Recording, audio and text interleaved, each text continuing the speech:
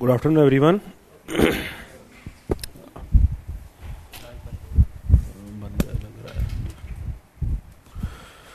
Online वालों को आवाज नहीं आ रही? नहीं, चालू कर दो।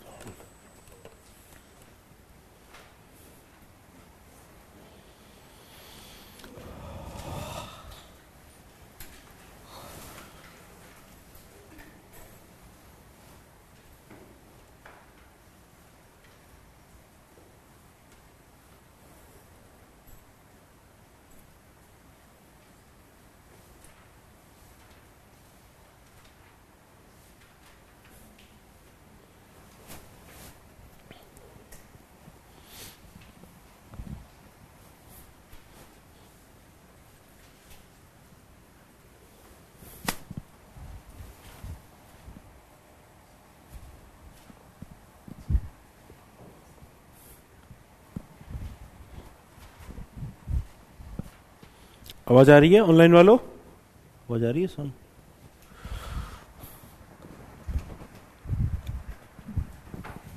लंच कराए भाई सुबह वाले? करके आ गए?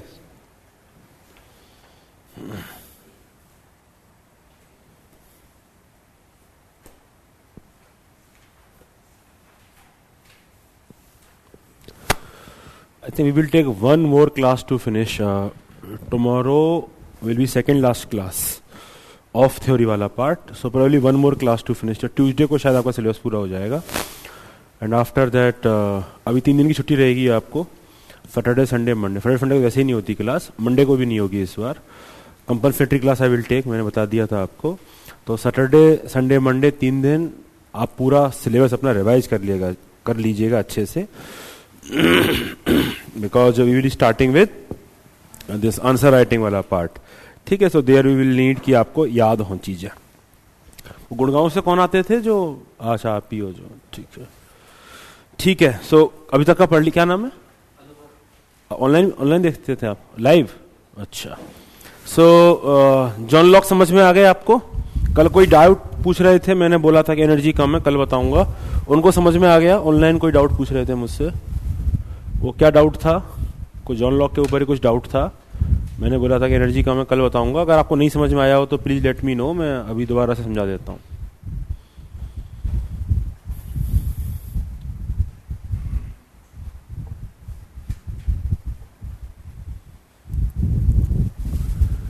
एनी डाउट ऑनलाइन वालों?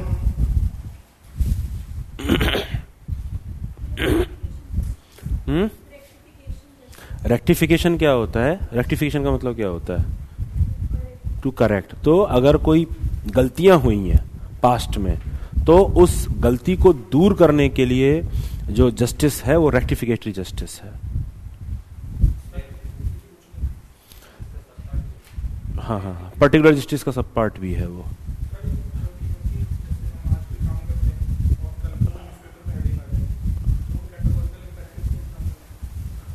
आप आज कोई काम करते हो और कल के न्यूज़पेपर में उसकी हेडिंग आ जाए, तो वो डिपेंड करता है ना उस हेडिंग से आप प्राउड हो कि आप नहीं चाहते वो हेडिंग आ रही है. एक ऐसे कैटेगरी को एग्जांपल जो यूनिवर्सल लॉ बन जाए. हाँ यूनिवर्सल. तो न्यूज़पेपर हेडिंग से क्या मतलब है? वो हेडिंग इम्पेरेटिव ऐसे नहीं है, वो ऐसे आता है कि ऐसा काम करो जिसको बताने में आपको शर्म ना आए. न्यूज़पेपर हेडिंग का मतलब ये है कि आप वो काम प्राउडली छाती चौड़ा करके दुनिया को बता सको कि मैंने एक काम किया है. उस केस में है. और चूंकि आप बता पा रहे हो तो कोई कंडीशनलिटीज नहीं है, सबके लिए एप्लीकेबल है, वो दुनिया भी इस चीज को फॉलो कर सकती है. आप जैसा बोल रहे हैं कि मैं कोई काम करूं फिर हेडिंग में आ जाए तो कैटेगरी तो गलत है ना. आप कभी आप कुछ मर्डर करके आगे किसी का और आपका आ जाए कि प्यार ठुकराया और प्रेमी ने फेंका गंगा जल, तो हेडिंग आ जाएगी. तो कैटेगरी थोड़ा बन गया ये. हाँ, ये मेरा टेस्ट इसको बोलते हैं. ऐसा करना चाहिए कि हम उसके बारे में अगर पढ़ें अखबार में अपने बारे में तो हमें शर्मिंदगी महसूस ना हो. ठीक है. हम लोगों को बता पाए, यूनिवर्सल लॉ बन पाए, उस सेंस में है बात. व्हील नहीं है ये, व्हील है. विकास क्या नाम है आपका? विकास ये तो ईमेल आईडी से नाम डिसाइफर करना बहुत टीडियस काम है भाई। ठीक है, जो भी विकास से स्टार्ट हो रहा है आपका नाम, व्हील ऑफ व्हील नहीं है, ये WHEEL नहीं है, व्हील नहीं है, पहिया नहीं है, इट इज व्हील, पर्दा। डिफरेंस है दोनों में, पर्दा। मैं वो हाथ ऐसे कर रहा था तो समझ में नहीं आ रहा, मैं क्या कोई लुका छिपी खेल रहा था आपसे कल? जब मैं आपको समझाने के लिए ऐसे व्हील करते, पर्दा था, मैं पर्दे को बता रहा था आपको, व्हील करता ऐसे ऐसे करता।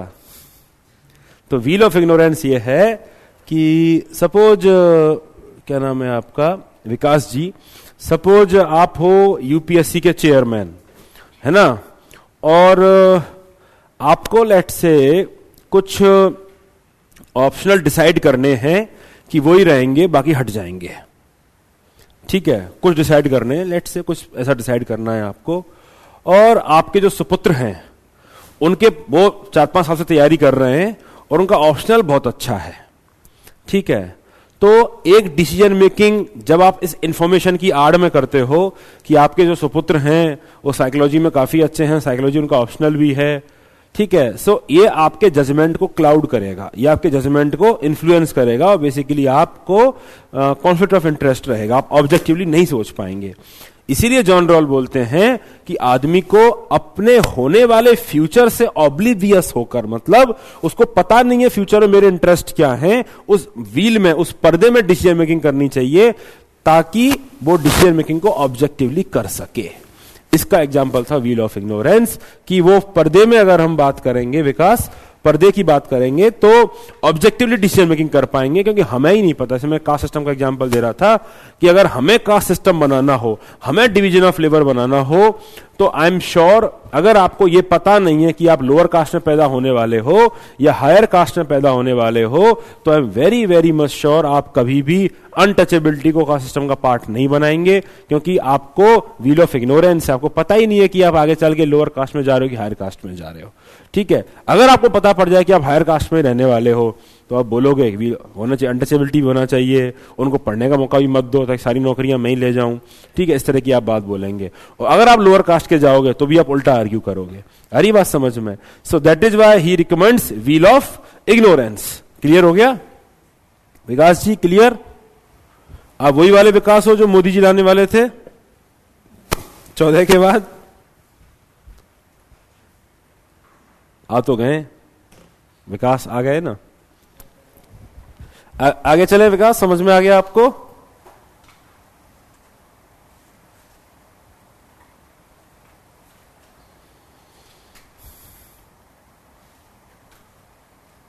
चलो आगे चलते हैं।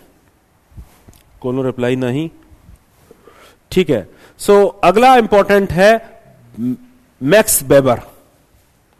तो मैक्स वेबर का एक बेयर मिनिमम बैकग्राउंड मैं आपको बता चुका हूं कि जब स्टेट्स की कॉम्प्लेक्सिटी बढ़ने लगी, है ना, कॉम्प्लेक्सिटी का मतलब जब स्टेट्स के फंक्शंस बढ़ने लगे, उससे एक्सपेक्टेशन बढ़ने लगी, तो एक ब्यूरोक्रेटिक मॉडल वेबर ने प्रपोज किया और ये मानते थे कि it should be legal rational authority जो लोगों को गवर्न करनी चाहिए, ना कि ट्रेडिशंस एंड करिश्मा। ठीक है, क्योंकि ट्रेडिशंस और करिश्मा क्या होते हैं? सब्जेक्टिव होते हैं। ये डिस्कशन याद है कि दोबारा बताऊं? याद है? कितने लोगों को याद है? कितने लोग चाहते हैं दोबारा बता दूं? दोबारा बता दूं कितने लोग चाहते हैं? रिवाइज नहीं किया? अच्छा, और आपका क्या है? आप ऑफलाइन हो? रिवाइज किया आपने? भाई तुम करते क्या हो घर पे? तुमने ऐसे भी नहीं देखे, सुबह बता रहे थे कि मैंने ऐसे भी नहीं देखे पीवे। क्या करते हो घर पे? क्या पढ़ते हो? हैं? एथिक्स तो नहीं पढ़ते हो? इतना एथिक्स तो रखो अपने अंदर, जो खुद बोल रहे हो रिवाइज करके नहीं आए हो, तो क्या पढ़ते हो एथिक्स में? बैकलॉग चल रहा है। कितना बैकलॉग चल रहा है? फ्राइडे संडे क्लास नहीं हो रही है तो भी बैकलॉग चल रहा है? अरे बाबा, आप तो लेट ज्वाइन किया, आप इसलिए बोल रहे होंगे शायद। नहीं तो अच्छा, आपने भी रिवाइज नहीं किया इसलिए।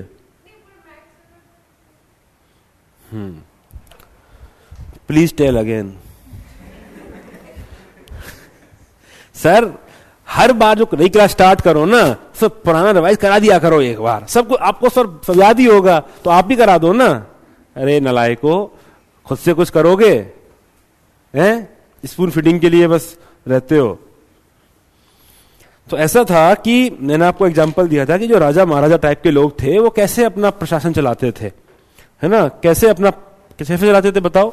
सेनापति वेनापति कौन होते थे उनके भाई बंधु होते थे, यस और नो, भाई बंधु होते थे, बीबी का भाई होता था, साला वाला होता था, यस और नो। तो बेसिकली अपने ही भाई बंधुओं को सेनापति बना दिया, खजांची बना दिया, ट्रेजरर बना दिया, ठीक है, प्रोविंस कोई उसको सूबा दे दिया कि इसका सूबेदार तू कल से जा, ऐश कर, जी ले अपनी जिंदगी, ठीक है।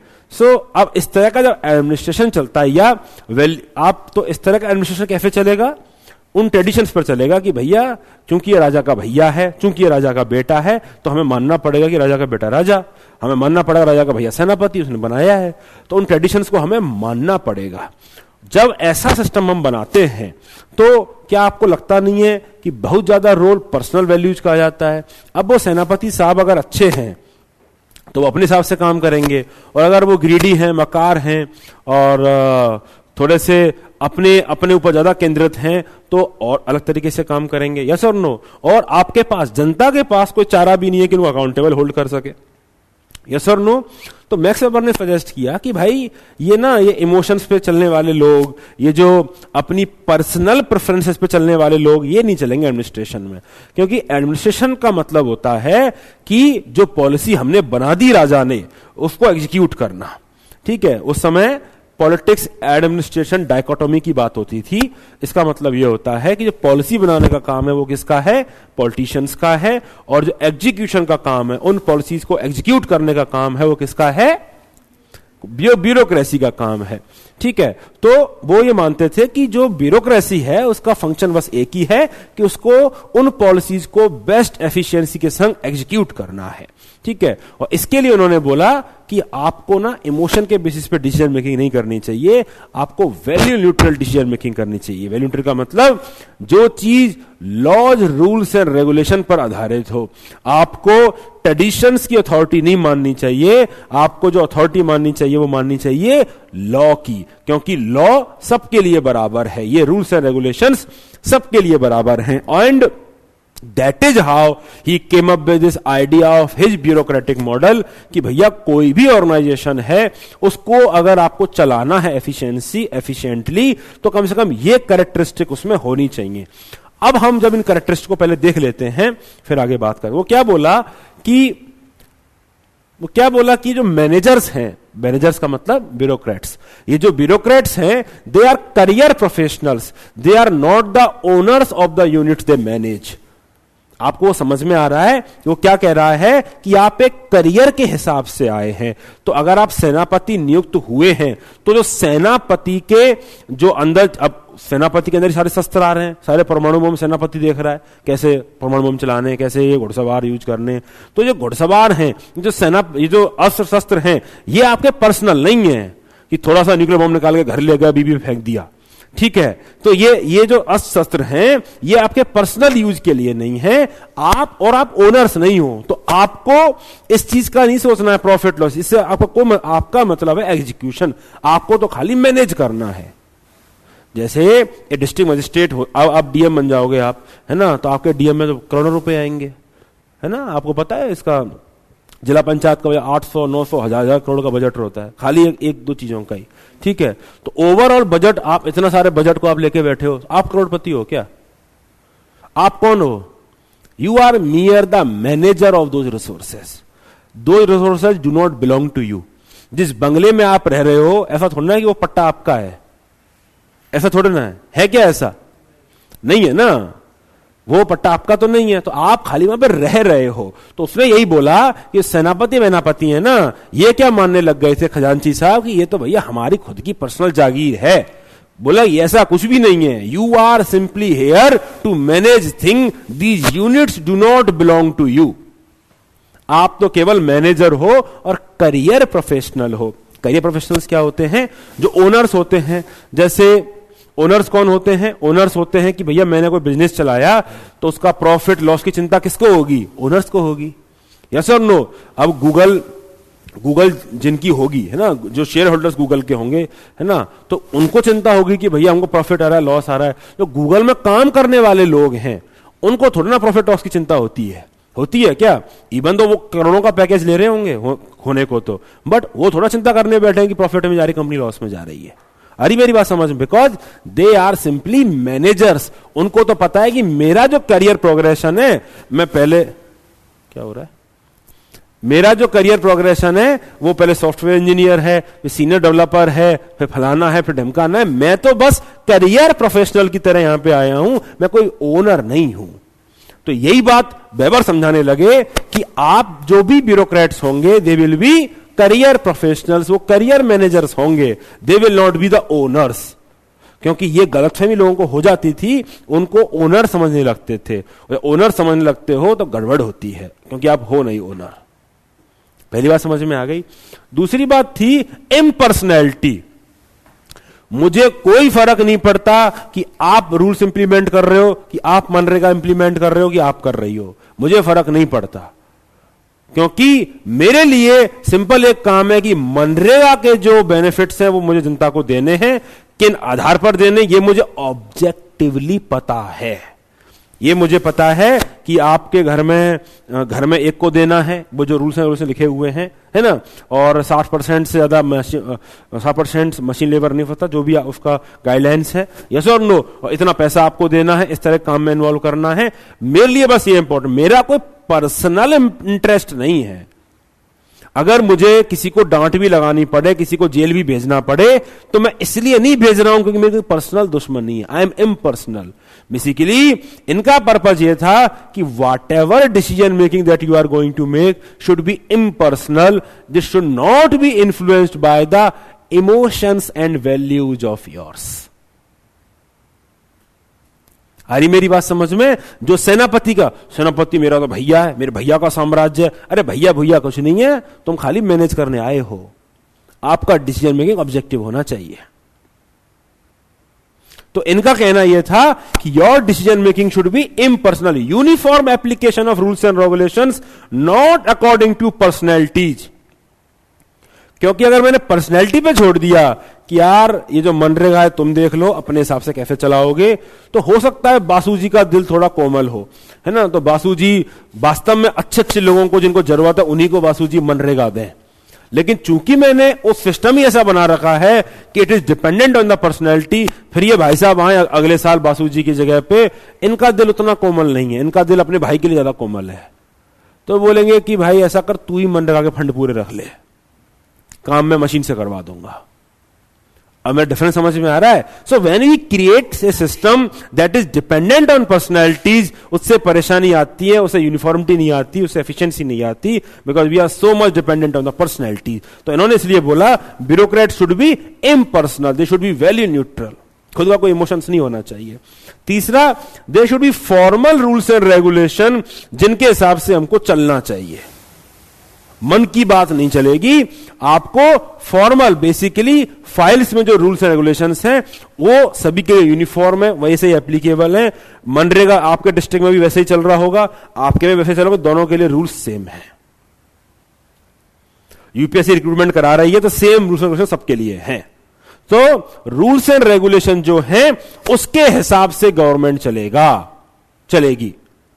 Bureaucracy should execute as per rules and regulation and not as per their own whims and fancies. Another important component. Selection का जो क्राइटेरिया है वो फॉर्मल होगा, आपकी क्वालिफिकेशन के बेसिस पे होगा। भाईचारा नहीं चलेगा, नेपोटिज्म नहीं चलेगा। होता भी है ब्यूरोक्रेसी में, आपका एग्जाम हो रहा है प्रॉपर, ऐसा थोड़ा है कि कोई पर्सनल एफिलिएशंस हैं किसी के, एग्जाम हो रहा है आपका formal. Then there will be hierarchy. Basically अगर ऑर्गेनाइजेशन बड़ा हो रहा है, बहुत ज्यादा काम हो रहा है, तो there will be vertical division of labour, ताकि पता चले कौन किसको सुपरवाइज कर रहा है। Otherwise it will be chaos to manage. अगर पुलिस फोर्स सपोज है, 100 लोगों की पुलिस फोर्स है, कोई हायरार्की उसमें नहीं है, उनको क्राउड मैनेज करना है, तो यार कोई तो होना चाहिए जिसकी बात सब माने। अदरवाइज सब अपन, यार यहां पे 10 आदमी नहीं है, वहां पे 10 आदमी लगने चाहिए, कौन डिसाइड करेगा? तो कोई डिसाइड करने वाला होना चाहिए ना, जिसको आप अकाउंटेबल होल्ड कर सको। यार आप कप्तान हो, आपके अंदर में 100 आदमी देखा हूं, आप डिसाइड, आपकी जिम्मेदारी बनेगी, कुछ होता है तो अब आप डिसाइड करके दो मुझको। फिर ये अपने अंदर बनाएंगे, 20-20 की टुकड़ी बनाएंगे कि 20 आपके अंदर है, 20 आपके अंदर है, 20 आपके अंदर है, आप अपने हाथ मैनेज करो, मुझे वहां परेशानी नहीं आनी चाहिए, मुझे वहां परेशानी नहीं आनी चाहिए। डिवाइड कर दिया उन्होंने। तो नाउ वो 20 किसी एक को रिपोर्ट कर रहे होंगे, ये किसी और को रिपोर्ट कर रहे हैं, इनको रिपोर्ट, और ये अल्टीमेटली ये भी किसी को रिपोर्ट कर रहे हैं।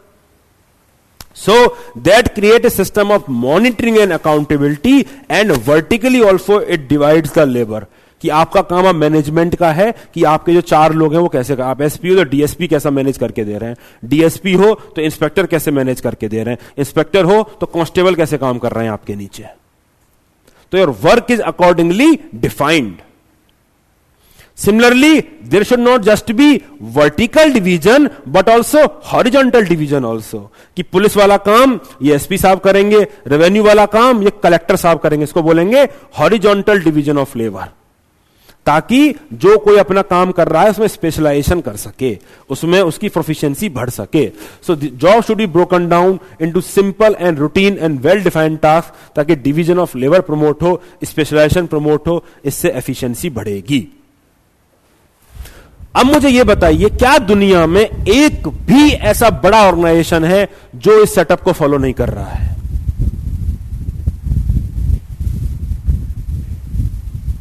सारे ऑर्गेनाइजेशन मोर और less follow this structure. Without vertical division, without hierarchy, you can not run a large organization. ऐसा मत बोलना कि सर मेरे पापा की दुकान है उसमें कुछ नहीं, पापा की दुकान की बात नहीं हो रही है, लार्ज ऑर्गेनाइजेशंस की बात हो रही है, जिसके लिए बेवर का ब्यूरोक्रेटिक मॉडल आया। क्योंकि पापा की दुकान तो पहले से भी चल रही थी, मतलब छोटे छोटे एम्पायर तो पहले भी थे। जब बड़े एम्पायर, बड़े ऑर्गेनाइजेशंस की बात आती है, देश की बात आती है, तब हमें फॉर्मल सिस्टम बनाने पड़ते हैं। कोई ऑर्गेनाइजेशन ऐसा नहीं है जिसमें हायरार्की नहीं हो, कोई ऑर्गेनाइजेशन ऐसा नहीं है जिसमें रिक्रूटमेंट का काम एचआर नहीं करती हो, अकाउंटिंग का काम कोई और नहीं करता हो, काउंसलिंग का काम कोई, well defined categorization of work. कोई ऑर्गेनाइजेशन ऐसा नहीं है जिसमें करियर प्रोफेशनल्स में और ओनर्स में डिफरेंस क्रिएट नहीं होता। होता है, वो होना ही पड़ेगा, हर कोई ओनर थोड़ा बन जाएगा। अब मैं आपको बोलूं आपको नौकरी करनी है, यार अभी ना ऑर्गेनाइजेशन में पैसे नहीं है, आप थोड़ा ओनरशिप के लिए काम कर रहे हो, आप अपनी सैलरी के लिए काम कर रहे हो। आप बोलोगे सर नहीं है तो मुझे पहले बताओ ना, अब थोड़ा बताओ कि मैं तो कहीं और नौकरी करता। मैंने थोड़ा, हर आदमी का रिस्क टेकिंग एपेटाइट थोड़ा होता है उतना।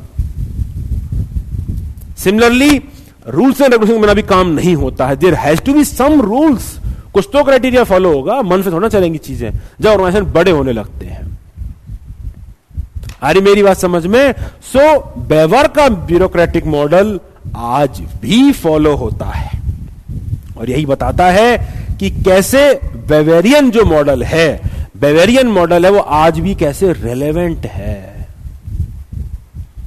इसी को बेवेरियन ब्यूरोक्रेटिक एटीट्यूड भी बोला जाता है, जो हायरार्की में बिलीव करता है, जो रिटन रूल्स एंड रेगुलेशंस में बिलीव करता है, फॉर्मलिज्म वाले एस्पेक्ट में बिलीव करता है, जो इम्पर्सनैलिटी और वैल्यू न्यूट्रलिटी में बिलीव करता है, जो फॉर्मल सिलेक्शन मेथड्स में बिलीव करता है, उसको बेवेरियन ब्यूरोक्रेटिक एटीट्यूड भी बोला जाता है। इस एटीट्यूड के पीछे अजम्पशंस क्या हैं कि there will be politico administrative dichotomy, मतलब रूल्स रेगुलेशंस कोई और बनाएगा, पॉलिसी कोई और बनाएगा, आप उसको इंप्लीमेंट करोगे, मोर और less. It is a job of politics, it is a job of owners to decide the broad policies. Administrators would be implementing those policy mindlessly, meaning objectively. मुझे नहीं देखना कुछ, मुझे तो बस देखना है ये फैक्ट्स क्या कहते हैं, तुम फैक्ट्स क्या दे रहे हो, दोनों का मिलन है तो फायदा ले जाओ, स्कीम का बेनिफिट ले जाओ। आ रही है मेरी बात समझ में? बेवेरियन ब्यूरोक्रेटिक मॉडल का रिलेवेंस समझ में आ रहा है? आज देखने को मिल रहा है ऐसा कुछ? है ही है भाई, क्यों नहीं है? यही इसकी खास बात है, कितना भी क्रिटिसाइज कर लो। लेकिन is there any chance that UPSC interview involve favouritism, like is son of IPS और आईएएस? एक तो बहुत ऑब्जेक्टिवली इस चीज को आंसर करा नहीं जा सकता फेवरेटिज्म है कि नहीं, बट अगर कोई आईएएस आईपीएस का बेटा है तो ऐसा भी तो पॉसिबल है he might be very well accustomed to the kind of role that is expected out of him and is very much prepared earlier. ये तो पॉसिबल है क्योंकि वो वही मैनरिज्म, वो एटीट्यूड के बीच में रहा है. ये कोई प्रीरिक्विजिट नहीं है, बट हो सकता है कि वो बेहतर तैयार हो आपसे, और आप बोल दो ज्यादा नंबर आए तो आईपीएस का बेटा था इसलिए उसको मिला. ऐसा भी तो नहीं है. होता है कि वो तैयारी आपसे अच्छा हो, आपसे अच्छे उसके आंसर हो, जो बचपन से उसने यही देखा है कैसे आंसर करते हैं ब्यूरोक्रेट. ठीक है, तो फेवरेटिज्म जहां तक बात है तो उसको ऑब्जेक्टिवली तो बोला नहीं जा सकता, बट डिनाई भी नहीं कर सकते क्योंकि इसका भी कोई वो नहीं है कि नहीं होता है. तो जो चीज हमारे हाथ में नहीं है उस पर ज्यादा सोचना नहीं चाहिए. जी हाँ, नहीं, वो जो रूल्स बनाते हैं वो, और आगे चले गए आप.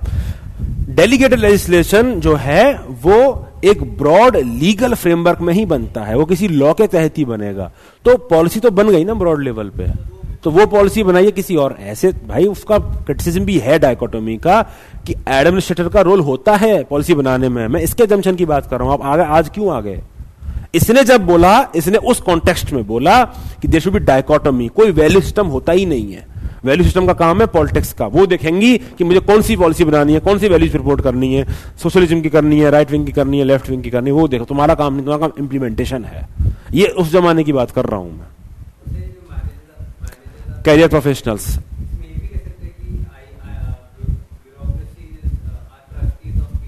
आगे बताऊंगा वो. Yes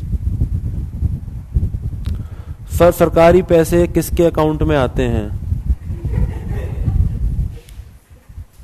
innocent. भाई आप ही के पैसे में आएंगे सरकारी, आपकी सैलरी आपके अकाउंट में आएगी, गवर्नमेंट का पैसा गवर्नमेंट के अकाउंट में आएगा, उसका ट्रेजरी होता है उसके अकाउंट में आएगा. तुमको क्या कर, आपके उसमें आ जाए. 700 करोड़ आएंगे, 700 करोड़ का ब्याज समझ रहे हो कितना होगा? 800 करोड़ रुपए का ब्याज है. 800 करोड़ का एफडी करा दो 1 साल के लिए, 800 करोड़ की.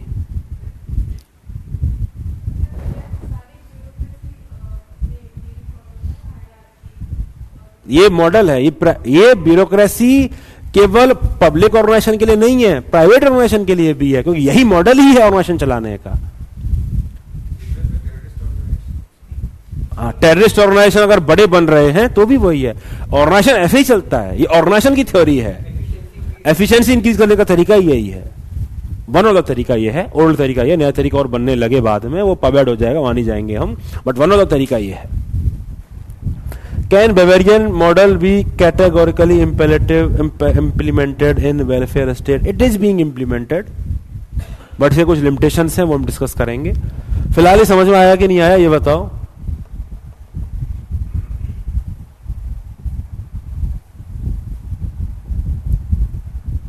समझ में आया? आगे चलूं? तो basically this model became so popular that every organization, every state started adopting this model, क्योंकि इससे एफिशिएंसी इंक्रीज हो रही थी, आपको स्ट्रक्चर मिल रहा था ऑर्गेनाइजेशन बनाने का. अभी आपके लिए बहुत रूटीन बात हो गया, कौन सी बड़ी बात है? बड़ी बात थी भाई, तभी उसका नाम आज तक है, वेबर नाम है उसका. बड़ी बात थी. To think of an organization from this perspective कि इस आधार पे मैं अपने ऑर्गेनाइजेशन को स्ट्रक्चर करूंगा, it is a big thing. आ रही मेरी बात समझ में? यस और नो? अब बात करते हैं, लेकिन ये जो कैरेक्टरिस्टिक थी, इनके फायदे दिख रहे हैं आपको? ये कुछ प्रॉब्लम सॉल्व करने आई, बट ये अपने आप में प्रॉब्लम बन गई. आगे चल के ये अपने आप में प्रॉब्लम बन गई. वैल्यू न्यूट्रलिटी बिकेम अपैथी, क्योंकि value neutrality promoted share objectivity and fact based decision making, जिसको मैं बता चुका हूं पहले कि ऑब्जेक्टिविटी का लिमिटेशंस होता है. Ultimately it promotes apathy, and apathy is something that is not required, that is not desired, especially in development and administration.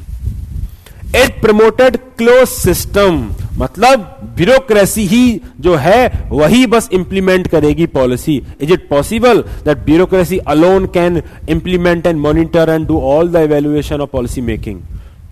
Not possible यार. That is why we say there should be need for network governance. आगे बताऊंगा. Bureaucracy started believing they are the fountainhead of the knowledge and they do not need any support in terms of policy implementation या monitoring या holding accountable. So that is a thing. The close system से क्या हुआ, citizen का participation कम होता चला गया, democracy पे आंच आनी शुरू हो गई. गवर्नेंस जो है वो डेमोक्रेटिक गवर्नेंस की तरफ अब नहीं मूव कर रही थी. समझ में आ रहा है, हो ही रहा होगा. Yes or no?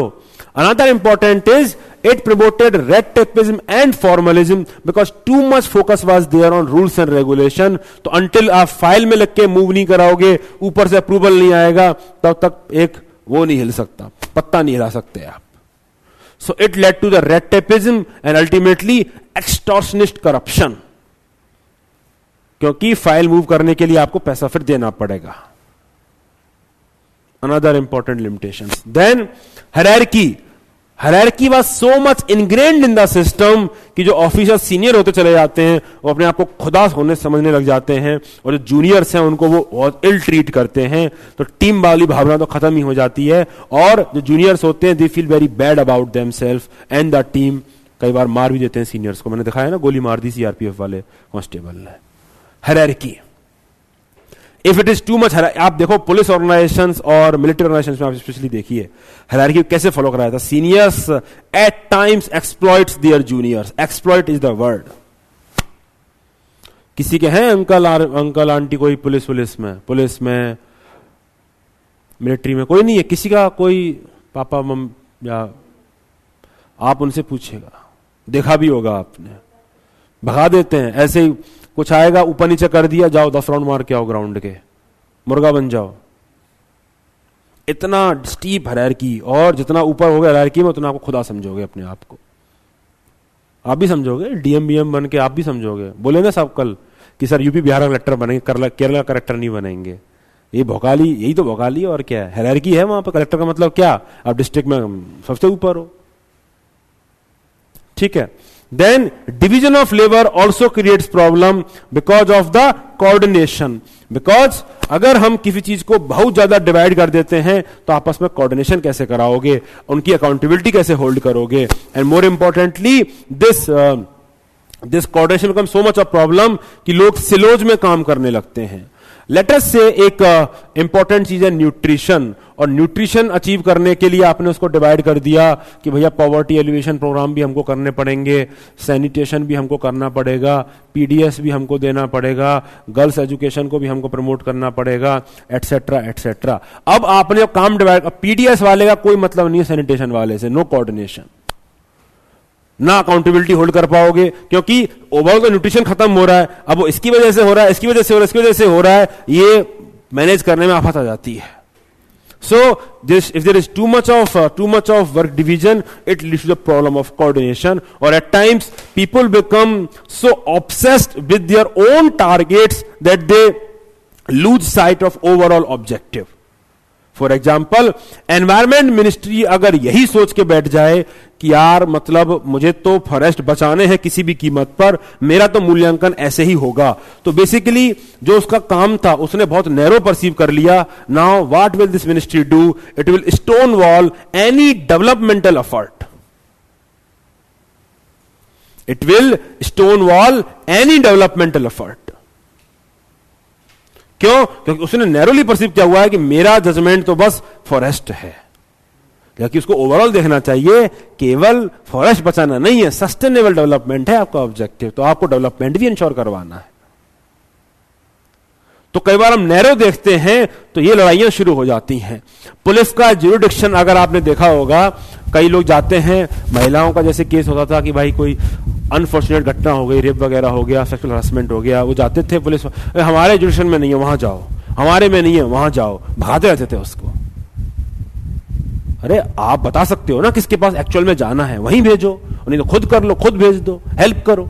ये सब नहीं होता है बिकॉज नैरो परसेप्शन है ड्यूटीज का, बक पासिंग का टेंडेंसी है. So that is a problem that is created because of excessive division of labour, कि we lose sight of bigger objective.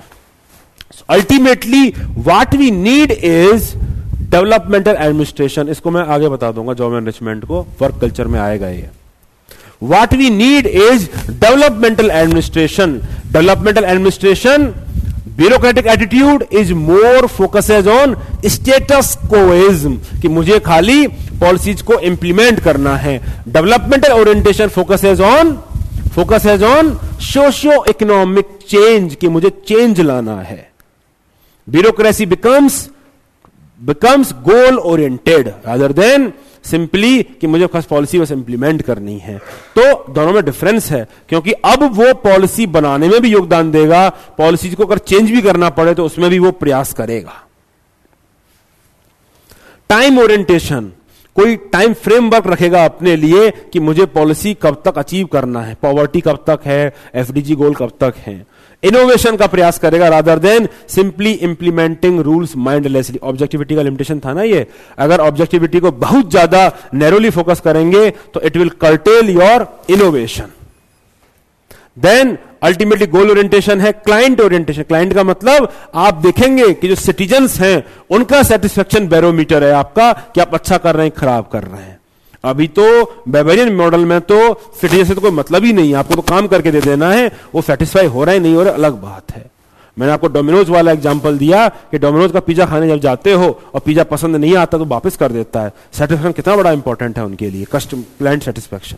इसको कंपेयर अगर हम करते हैं किससे कंपेयर करते हैं, अगर स्कूल से गवर्नमेंट हॉस्पिटल से, इमेजिन कर सकते हैं कि वहां के बच्चों का सेटिस्फेक्शन हो, पेरेंट्स का सेटिस्फेक्शन हो, मरीजों का सेटिस्फेक्शन हो, टीचर बदल जाए शायद आपके कहने से, नॉट पॉसिबल. आ रही बात समझ में. Then commitment orientation, value commitment होना चाहिए, वैल्यू न्यूट्रलिटी नहीं होनी चाहिए. और कौन सी वैल्यू से कमिटमेंट होना चाहिए, कॉन्स्टिट्यूशनल वैल्यू से होना चाहिए कमिटमेंट. रिस्पॉन्सिव होना चाहिए. बेसिकली सिस्टम जो है वो पार्टिसिपेशन ओरिएंटेड होना चाहिए, सिटीजन पार्टिसिपेट कर रहे हैं पॉलिसी मेकिंग में. एनजीओ के संग आप नेटवर्किंग करो, एनजीओ सिटीजन को पार्टिसिपेट कराओ, इवैल्यूएशन में सोशल ऑडिट करवाओ. खुद ही खाली ऑडिट करके मत कह दो कि मैंने तो बनवा दिए टॉयलेट, टारगेट था 1000 टॉयलेट का, मैंने 1200 बनवा दिए, अब मुझे सम्मानित करो. देखो तो सही 1000 टॉयलेट यूज भी हो रहे हैं कि नहीं हो रहे. तो that will require social audit, that will require participation of people to evaluate the effectiveness of the government programs, because ultimately the government programs aims at their welfare only, so they are the best judge. And at times you are also not equipped thoroughly to actually deliver those services. You also need to do partnership with various spheres. It might be NGOs, अखंड अक्षय पात्रा जैसे mid day meal provide कराता है remote इलाकेज में. It might be anything. People might trust NGOs more in certain areas, नक्सल प्रभावित में, insurgency वाले में. So there you need to do partnership with those entities. It might be PPP also that you need to do. You might need to do the participation with private sector, because you do not have the funds and the technical expertise to execute a particular project. So basically you need to come out of the silos of the closed system. You need to forge those partnership and have this participation orientation, have over ecological orientation. Ecological का मतलब है कि ecology क्या होती है, biotech, abiotic component and the environment. So basically bureaucracy and other government elements and the environment, तो पूरा ecosystem का orientation आपको लेके चलना है. So that is how developmental administration is different than normal regulative administration that merely focuses on collection of revenue and maintenance of law and order, which was the case of colonial administration. समझ में आ रहा है? And that is how bureaucratic attitude is different than democratic attitude. The question of UPSC 2016 ethics paper.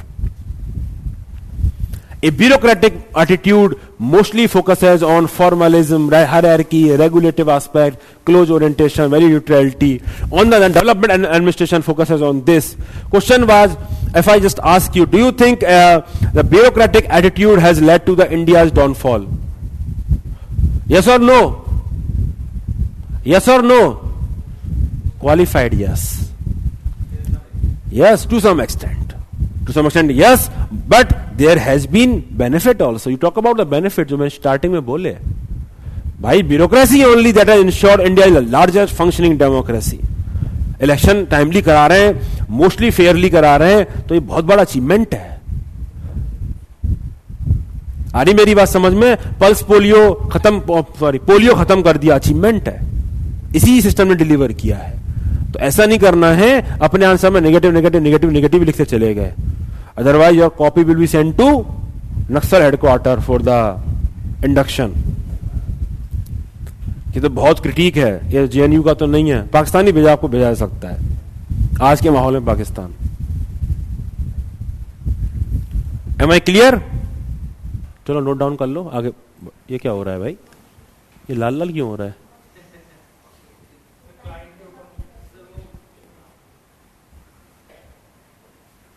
Low photo खींचो आगे बढ़ो। Silos, SILOS, silos.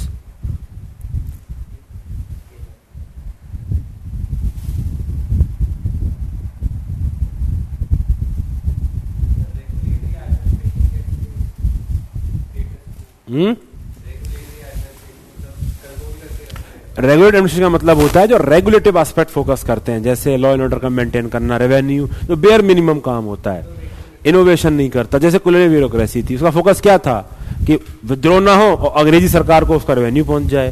उन्होंने थोड़ा एफर्ट लिए कि एजुकेशन का काम कराना है, लिटरेट बनाना है, हेल्थ केयर पे ध्यान देना है, कहां कुछ किया उन्होंने। That is developmental aspect, that is what status quo is.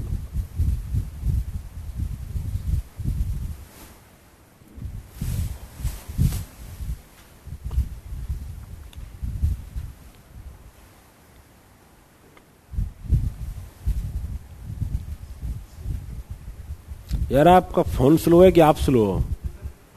थोड़ा सा क्या क्या हो जाता है, थोड़ा थोड़ा क्या हो जाता है बताओ? फोकस नहीं हो पाता? अरे भाई,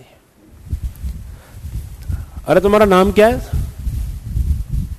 तो नाम हाँ, क्या बोल रहा है? क्या बोल रहा है? भूपेंद्र, भूपेंद्र जोगी। भूपेंद्र जोगी कौन है भाई? एक मीम वायरल हो रहा है, क्या है उस मीम में?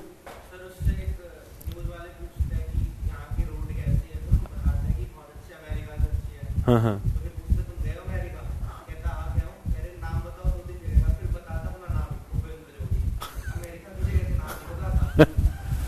अच्छा, भूपेंद्र जोगी, अच्छा ठीक है,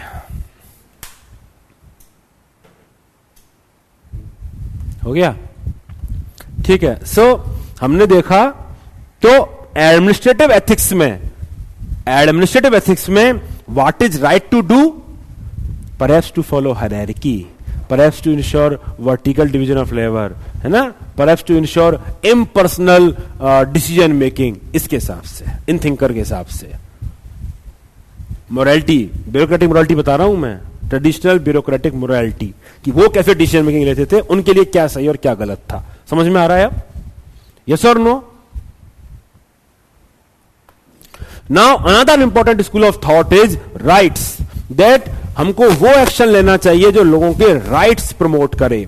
very very important theme. Now rights are your entitlements, they are your justified claims.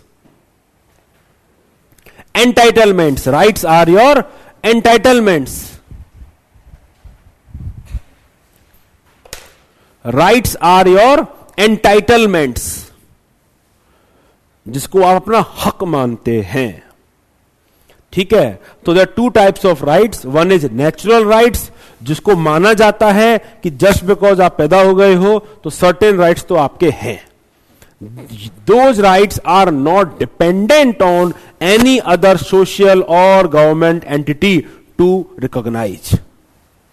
They are accepted कि यार ये राइट्स तो आपके हैं चूंकि आप पैदा हो गए हो संसार में। There are certain inalienable rights. Those rights are called natural rights. They are not dependent on anyone to be conferred. They are universal and inalienable. And then there are conventional rights which are created by humans. John Locke believed that life, liberty and property are the natural rights, three natural rights of the man and woman. तो हर किसी को अपना जिंदगी जीने का अधिकार है, liberty से रहने का अधिकार है और प्रॉपर्टी का भी अधिकार है उनके हिसाब से। अब क्वेश्चन करोगे आप इसको, बट उनके हिसाब से पहले ही बोल दे रहा हूं, उनके हिसाब से दीज वर 3 नेचुरल राइट्स। तो बस डिफरेंस यहां पे ये आता है, आपको ये समझ में आना चाहिए कि देयर आर सर्टेन राइट्स जो नेचुरल हैं, जो पैदा होने के संगी आते हैं, और सर्टेन राइट्स जो लोग रिकॉग्नाइज करते हैं। राइट टू एजुकेशन आपका किसी ने रिकॉग्नाइज किया, सरकार ने रिकॉग्नाइज किया और आपको दिया। आ रही बात समझ में? राइट्स का कैटेगराइजेशन पढ़ाई होगा आपने पॉलिटी में भी। There can be political rights, there can be economic rights, rights of civil liberties etcetera, ये सब पढ़ रखा होगा आपने पॉलिटी में, जोड़ा पढ़ाने की जरूरत है। कल्चरल राइट्स, आपको अपना कल्चर को फॉलो करने का राइट है, उसको प्रोपगेट करने का राइट्स है, प्रिजर्व करने का राइट है, यस और नो। एक कैटेगरी ऑफ राइट्स है कंज्यूमर राइट्स, है ना, तो कंज्यूमर राइट्स थोड़ा सा। Another rights is human rights. Human rights जो आपके केवल ह्यूमन होने की वजह से पिक्चर में आते हैं, which are inherent to your nature, and because of, अगर वो नहीं मिलेंगे तो आप एज ए ह्यूमन अपनी लाइफ अच्छे से नहीं जी पाएंगे। आपकी इनहेरेंट डिग्निटी और वर्थ को वो राइट्स इंपैक्ट करते हैं। Those are called human rights. Similarly there are constitutional rights जो कॉन्स्टिट्यूशन रिकॉग्नाइज करता है, जैसे राइट टू प्राइवेसी रिकॉग्नाइज किया है। लीगल राइट्स जो स्टैच्यू रिकॉग्नाइज करता है, मनरेगा हो गया, आरटीआई हो गया, लॉ रिकॉग्नाइज करता है। Then there are consumer rights. Consumer rights are also part of statutory right. Consumer protection act इन राइट्स को गवर्न करता है। I want you to go through, आपका होमवर्क है, consumer rights and atleast remember them category wise. इस तरह के rights होते हैं, right for grievance redressal, right to know the safety of the product etcetera. Because in your case study, अगर आप government sector की कोई केस स्टडी सॉल्व करोगे तो वहां तो आप लिख दोगे कि लिबर्टी वायलेट हो गई, आर्टिकल इतना वायलेट हो गया, लेकिन प्राइवेट सेक्टर की कोई केस स्टडी सॉल्व करते हो तो वहां पे कौन सा राइट लिखोगे? वहां पे कंज्यूमर राइट्स लिखोगे कि these consumer rights are violated. कर लेना ये काम अभी से। जैसे आपको केस स्टडी आई यूपीएससी की लास्ट ईयर कि ये कंपनी है फूड प्रोडक्ट कंपनी, वो जो अब्रॉड में अपना फूड सप्लाई करती है वो रिजेक्टेड माल डोमेस्टिक इंडस्ट्री को भी सप्लाई करती है। वो रिजेक्टेड माल जो बाहर से रिजेक्ट हो जाता है अब्रॉड से। तो ये डोमेस्टिक जो कंज्यूमर राइट्स हैं, जो डोमेस्टिक कंज्यूमर्स हैं, उनके right to safety of products का वायलेशन है। तो ये लिखोगे आप उसमें। इसीलिए कंज्यूमर राइट्स सब कल देख के आएंगे और याद करके आएंगे। Then there are animal rights, there are contractual rights. तो बेसिकली आपको ये कैटेगराइजेशन ऑफ राइट्स पता होना चाहिए ताकि आप इसको सेक्शन ए के आंसर्स में कोई राइट्स पे आ जाए वहां यूज कर सकें और केस स्टडी में यूज कर सकें जहां जहां पे ये वायलेट होंगे। You know we have certain fundamental rights, है ना, देखा है, पता ही होगा ये तो क्या डिस्कस करना है। Similarly, I want you to go through the major categorization of the human rights also, that no one has a right to torture you. अगर केस स्टडी में किसी का भी टॉर्चर हो रहा है तो आप लिखेंगे that is a violation of human right. Everyone has a right to fair and public trial. Everyone is innocent until proven guilty. That is part of human right. Please go through this. All consenting adults have right to marry and to raise a family. तो जो honour killings होती हैं adults के लिए बोल रहा हूं मैं, या खाप पंचायत होती है, they are violating their human rights. तो ये आप लिखोगे, अपने केस स्टडी को स्पेसिफिक बनाओगे। आ रही है आपको बात समझ में? गूगल करना, ये इमेज मिल जाएगी आपको, वेबसाइट पे मिल जाएंगे राइट्स। ठीक है, ये सेम ही चीज है। प्रॉपर्टी के राइट्स हैं, मैरिज के राइट हैं, प्राइवेसी के राइट हैं, फ्रीडम मूवमेंट के राइट्स हैं।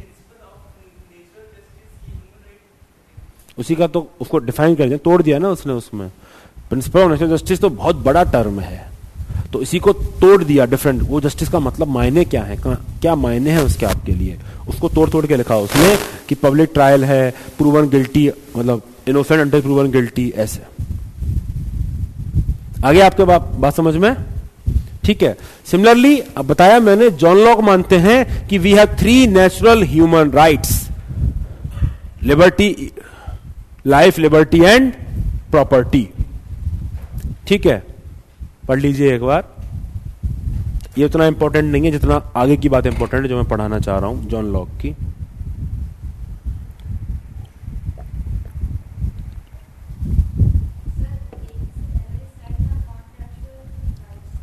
तो कॉन्ट्रेक्चुअल राइट्स होते हैं कि आपने मैंने कोई कॉन्ट्रैक्ट कर लिया, आपने कॉन्ट्रैक्ट किया कि सर मैं आपको इतने रुपए फीस पे करूंगी और आपको मुझे ये क्लास ऐसे ऐसे करानी है, मेरा आपका कॉन्ट्रैक्ट है, मैंने आपसे पैसे ले लिए, अब मैं आधी क्लास के बाद बोल रहा हूँ मैं क्लास नहीं करा रहा, तो आपका कुछ राइट्स होना चाहिए ना, आपको एंटाइटलमेंट है ना, वही कॉन्ट्रेक्चुअल राइट्स है।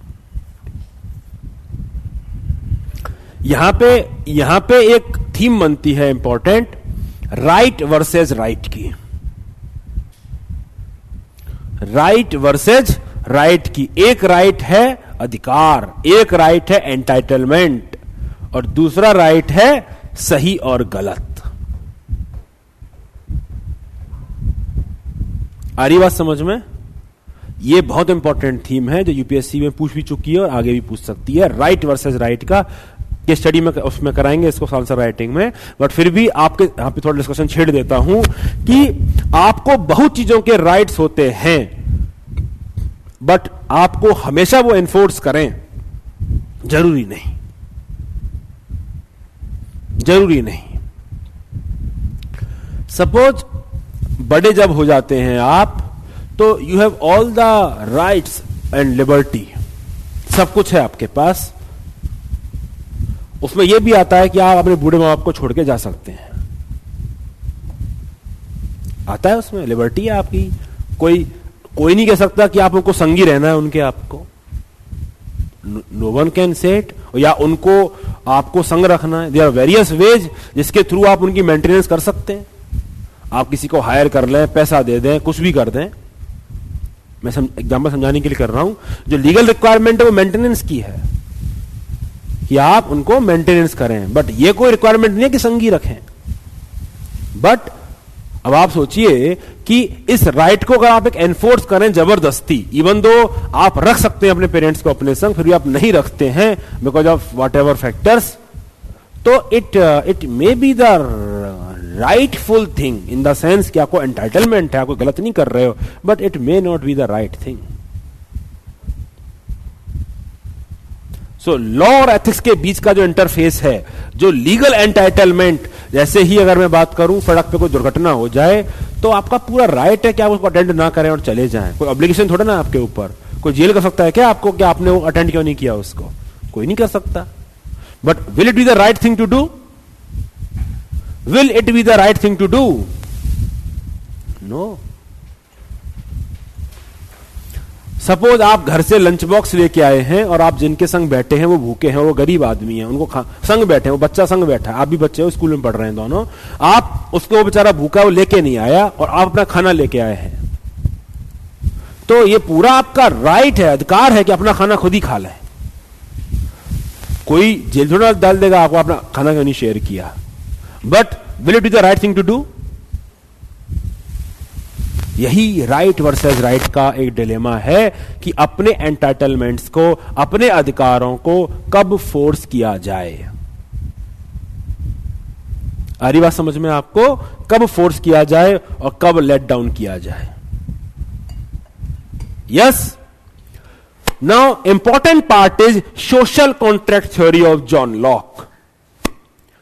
सोशल कॉन्ट्रैक्ट को समझने से पहले हम वापस से ऐसे टाइम पे आ जाते हैं जब शायद कोई गवर्नमेंट अथॉरिटी नहीं थी। सपोज यही वो समाज है जिसको रहना है साथ में।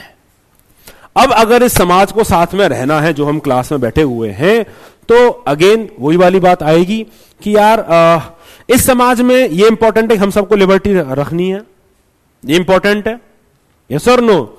अगर वो हमको कलेक्टिव लिबर्टी मैक्सिमाइज करनी है तो कुछ रिस्ट्रेन तो होना चाहिए इंडिविजुअल लिबर्टी पर। ये समझ में आ रहा होगा? क्योंकि अगर इंडिविजुअल लिबर्टी पर रिस्ट्रेन नहीं हुआ, इंडिविजुअल लिबर्टी पर रिस्ट्रेन नहीं हुआ, तो क्या होगा? मत्स्य राज। बड़ी मछली छोटी मछली को खा जाएगी। बेसिकली उसी आदमी की लिबर्टी चलेगी जिसके पास औकात है, जिसका जूता है। यही तो होगा। अरे और क्या होगा? सपोज हम सब बैठे हुए हैं और ये भाई साहब थोड़े से हेल्थ में ठीक लग रहे हैं, ये भी ठीक लग रहे हैं, ये बोलेंगे, हम बोलेंगे और कोई नहीं बोलेगा, नहीं तो हम पीटेंगे मिलके। फिर कैसे लिबर्टी प्रमोट होगी बाकी लोगों की? पूछ रहा हूं, कैसे होगी? पुलिस कुछ नहीं है पिक्चर में, बना नहीं है, अभी समाज ही नहीं बना, अभी यही है बस, समाज यही है जो है। कैसे बनेगी? तो ऐसे बनेगी कि ये भाई साहब खुद पे काबू रखें अपनी बातों पर, कि भैया दूसरों की रिस्पेक्ट करूं, सैंक्शंस रखूं, खुद पे ही कंट्रोल रखूं। बट खुद पे कंट्रोल अगर से काम चल जाता तो बात बनती क्या? तो बेसिकली ऐसा कोई इंस्टीट्यूशन बनाना पड़ेगा जो इस रिस्ट्रेन को एनफोर्स करा सके। पुलिस अगर ये मान जाएंगे खुद से तो अच्छी बात है, नहीं तो पुलिस बनवा देगी इनको। यस और नो? तो अब जब मैं ऐसा इंस्टीट्यूशन बना रहा हूं जो इन सैंक्शंस को एनफोर्स कराएगा, जो ये सब करवाएगा, तो क्या हम कलेक्टिवली उस इंस्टीट्यूशन को अधिकार नहीं दे रहे हैं कि वो हमारे कुछ अधिकार हमसे छीन सके? क्योंकि जब वो इनको जेल में डालेगी तो इनका लिबर्टी का अधिकार छीन लिया ना इनसे। यस और no? So to ensure collective interest, to ensure public interest, it is done that central authority, whatever we create out of our together, हम collectively जो authority बनाएंगे, so it is important that all of you, suppose this is the authority, suppose all of you collectively offer voluntarily some of your rights to me, that sir आप ये rights हमारे जब चाहो ले सकते हो, आपके पास अथॉरिटी है, because we want our other rights to be protected. Your other rights is to live peacefully, other right is to कि भाई लॉ एंड ऑर्डर बना रहे, हमें ये डरने की जरूरत ना पड़े कि कल को ये बाहुबली हो गया, ये बाहुबली हो गया तो हमें बचाने कौन आएगा? हम आएंगे। क्योंकि हमको पीसफुली रहना है, हमको हमारे बाकी के rights such as right to education, तो सर आप हमारे बाकी के राइट्स पूरे कर दो, हमारा एजुकेशन का देख लो, हेल्थ का देख लो, लॉ एंड ऑर्डर का देख लो, बदले में आप जो हम पे हमारे कुछ राइट्स हमसे लेंगे वापस, वो हम देने को तैयार हैं। This is social contract that citizens voluntarily surrender some of their rights to the central authority in the hope that central authority will protect their other rights. Now if I talk about this authority, इस authority को जो rights मिले हैं आपको control करने के, ये absolute नहीं है, because they are bound by your other rights जो मुझे प्रोटेक्ट करने हैं। ऐसा नहीं हो सकता कि अब आपने मुझे दे दिया कि सर हां कभी कभी ना कंडीशनली ना हमारी लिबर्टी आप ले सकते हैं। Reasonable restrictions on your fundamental rights, ये वही है। तो आपने मुझको दे दिया, सर आप रीजनेबल रिस्ट्रिक्शंस लगा लेना सर, जब हमको हमारा पब्लिक ऑर्डर थ्रेटन हो, मोरालिटी थ्रेटन हो, तब ना आप रीजनेबल रिस्ट्रिक्शंस लगा लेना हमारे ऊपर। और मैं क्या कर रहा हूं? यही रीजनेबल है कि आज से 10 सालों तक अब मैं ही डिसाइड करूंगा सब कुछ, और आपकी ये लिबर्टी खत्म कर दी मैंने। तो मुझे क्या रोक रहा है ऐसा करने से? क्योंकि मुझे बाकी के राइट्स प्रोटेक्ट करने हैं। That is your right to life, that is your right to education. और ये एक्सेप्शनल पावर थी जो आपने मुझको दी थी। तो basically my authority, my power is curtailed by my obligation to fulfill your rights and the fact that all of you voluntarily have given this power to me, so you can take that back also. My dear friends, this is called constitutionalism that leads to the limiting of the authority of the government, because the authority and the power of a government is limited. This aspect is called constitutionalism, that there is no unbridled power to the authority. अब दोबारा पढ़िए मेरे संग, that this is an agreement between a legitimate authority. First thing is this legitimate authority. वो legitimacy कहां से आई? क्योंकि आप सब ने willingly मुझे चूज किया, वहां से आई। ऐसा नहीं होता ये भाई साहब अकेले खड़े हो जाएं कि मैं कर लूंगा। अरे तुम नहीं करोगे जब तक बाकी सब मिलके तुमको चूज नहीं करेंगे। तो कॉन्स्टिट्यूशन ने वो अथॉरिटी बनाई, सेंट्रल गवर्नमेंट अथॉरिटी बनाई, पार्लियामेंट, स्टेट लेजिस्लेचर, तो वो अथॉरिटी लेजिटिमेट अथॉरिटी कोई बनाया। So legitimate authority and citizens, in which citizens willfully surrender some of their freedom and liberties for establishing a society with peace which protect their other natural rights. क्या मतलब है? Consent is the basis, ये authority आपको देनी है। ऐसा नहीं हो सकता कि मैं ऑटोक्रेटिक आदमी हूं, मैंने डिसाइड किया कि मैं डिसाइड करूंगा। ऐसा नहीं हो सकता कि वही अधिकार मेरे पास तब आएगा जब आप मुझे देंगे। That is the fundamental essence of democracy. Government by the people, for the people, of the people. आप ही ने मुझे वो अथॉरिटी दी है। Consent is first thing. Second part is power is with responsibility. Whatever power I am having is commensurate with certain responsibilities, जिससे जो ensure करता है कि मैं अपनी अथॉरिटी को, अपनी पावर को अब्यूज ना करूं, चेक्स में रखूं, क्योंकि मुझे आपके बाकी के राइट्स प्रोटेक्ट करने हैं। क्या ऐसा पॉसिबल है कि मैं ऑटोक्रेटिक बन जाऊं, मैं डिक्टेटर बन जाऊं और मैं इंश्योर कर दूं कि आपके बाकी के राइट्स सही चल रहे हैं? Is it even possible? It is not possible. Then rights are the basis of this contract. You are surrendering some of the rights, your entitlements, and I am supposed to protect and maintain your other rights, leftover rights. Rights are the basis. Then manifestation कैसे है? Legitimate use of violence. Only the state has monopoly or the legitimacy to use violence. अगर आप दोनों में लड़ाई हो जाती है तो आप दोनों वायलेंस का सहारा नहीं ले सकते अपने डिस्प्यूट सेटल करने के लिए। It is wrong. आपने इनको पीट पाट दिया तो पुलिस में जाके आपको जेल में डलवा सकते हैं।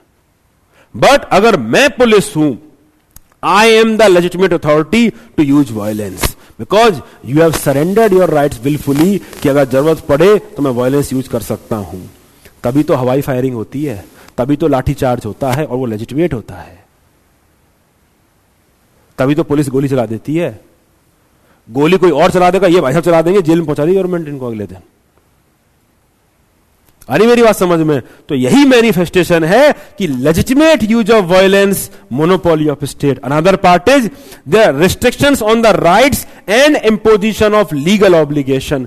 रिस्ट्रिक्शंस सिटीजन्स के राइट्स पर, क्योंकि आपने सरेंडर कर दिया ना उसको कि सर रीजनल रिस्ट्रिक्शंस लगा लेना हमारे ऊपर, कोई बात नहीं है।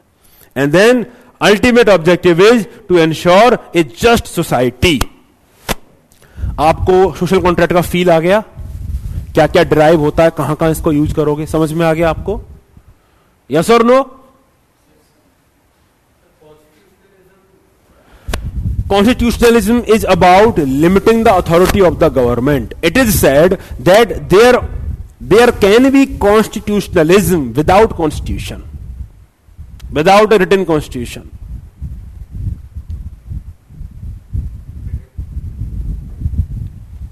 And there can be no constitutionalism even with written constitution.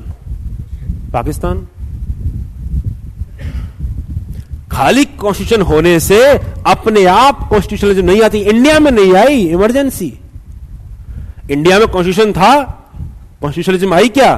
Limit हुई क्या पावर? ने इमरजेंसी इंपोज कर दी इंदिरा गांधी ने, 42nd अमेंडमेंट कर दिया। That was about tyranny, that was about autocracy, that was not constitutionalism.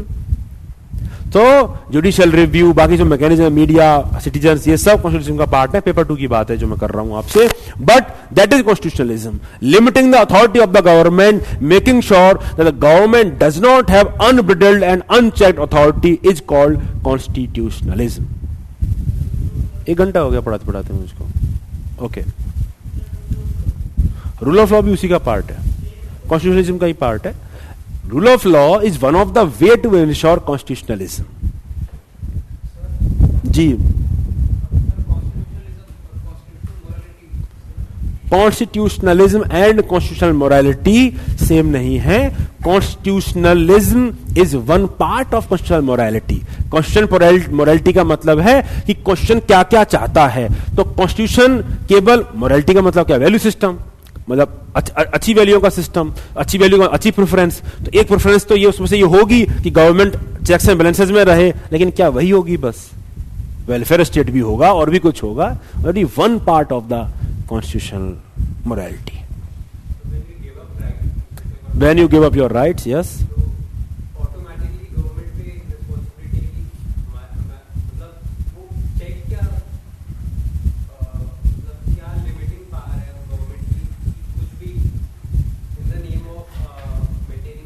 तो आपने आपने क्या बोला, कॉन्स्टिट्यूशन मुझे क्या बोला हुआ है आपने, आप ही ने तो लिखा है कॉन्स्टिट्यूशन। भाई कॉन्स्टिट्यूशन आप ही ने लिखा है, हम नहीं लिखा है सबने मिलके, मतलब हमारे ही जो रिप्रेजेंट उन्होंने लिखा है, तो उसे हमारे लिए लिखा। क्या लिखा हुआ है कि government can enforce, state can enforce reasonable restrictions. तो आप ही ने लिख के दिया मुझको, मैं स्टेट हूं, आपने बोला सर लगा लेना रिस्ट्रिक्शंस कभी कभी, जब हमारा ये मॉरलिटी वायलेट हो रही हो, पब्लिक ऑर्डर वायलेट हो रहा हो, या आपके रिलेशनशिप खराब हो रहे हो किसी दूसरे से। यस, सोशल कॉन्ट्रैक्ट, हाँ, लेकिन कॉन्स्टिट्यूशन तो बाद में आया, कॉन्स्टिट्यूशन तो बाद में आया। Social contract, this unsaid, this contract between citizen and state.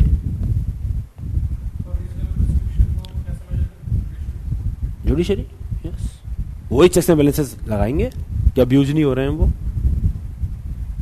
आप बस ऐसे देखो कि कोई भी ऑटोक्रेटिक गवर्नमेंट, कोई भी वेलफेयर स्टेट अगर ऑटोक्रेटिक हो जाए बहुत, तो वो सिटीजन के सारे राइट्स प्रोटेक्ट नहीं कर सकता, पॉसिबल ही नहीं है। सबसे इंपॉर्टेंट राइट तो उसका पॉलिटिकल राइट है, आप दोगे ही नहीं उस पॉलिटिकल राइट को, उसको दे दोगे क्या? अगर आप ऑटोक्रेटिक बन गए तो सबसे पहला राइट जो जाएगा आपका कौन सा जाएगा? Political right. आप उसको चैलेंज नहीं कर पाओगे कभी भी। तो इवन तो वो कितना भी अच्छा है, वो वेलफेयरिस्ट है, वो आपको खूब महीने के 5-5 हजार रुपए आपके खाते में डाल रहा है और बहुत बढ़िया राजा है वो आपके लिए, है ना? तो कहने को तो उसने सोशल कॉन्ट्रैक्ट सब कुछ किया आप पे, ये तो फिर भी उसको करना पड़ेगा, लाठीचार्ज करना ही पड़ेगा, आर्मी लगानी ही पड़ेगी, ये सब काम कर रहा है। मैं बस ये समझाना चाह रहा हूं आपको कि कैसे larger rights act as a sanction on the state, कि वो पूरी तरीके से स्टेट के राइट को खत्म नहीं कर सकते। तो इवन दो मैं कितना भी वेलफेयर हूं, कितना भी ऑटोक्रेटिक मतलब बेनेवोलेंट डिक्टेटर हूं मैं आपका, और आपको सब कुछ पैसा वैसा बांट रहा हूं, खुशी का माहौल मैंने कर रखा है। अब समाज में कुछ गंदे लोग भी होंगे, कुछ क्रिमिनल भी होंगे, उसके लिए मैंने डंडा रखा हुआ है, क्योंकि आप ही ने मुझे बोला था कि सर कभी कभी पीट लेना हमको, तो वो पीट भी रहे हैं आपको। तो क्या सिस्टम सही है? ये नहीं है, क्योंकि अगर मैं डिक्टेटर हूं तो मैं मेरी जगह पे आपको थोड़ा आने दूंगा, तो बेसिकली आपका वोटिंग का राइट तो चला गया ना, तो पॉलिटिकल राइट कहां गए आपके? इसीलिए दिस कैविएट ऑफ इंश्योरिंग कि स्टेट के पास रिस्पॉन्सिबिलिटी है कि वो बाकी के राइट्स को प्रोटेक्ट करे। मैंने एग्जांपल दिया ना, एजुकेशन का, फलान का राइट टू एजुकेशन, आप इंडिया के हिसाब से सोच लो खाली। तो वो जो राइट्स को अगर मुझे फुलफिल कराना है तो मुझे ऐसे ही चलना पड़ेगा, डेमोक्रेटिकली तरीके से ही काम करना पड़ेगा।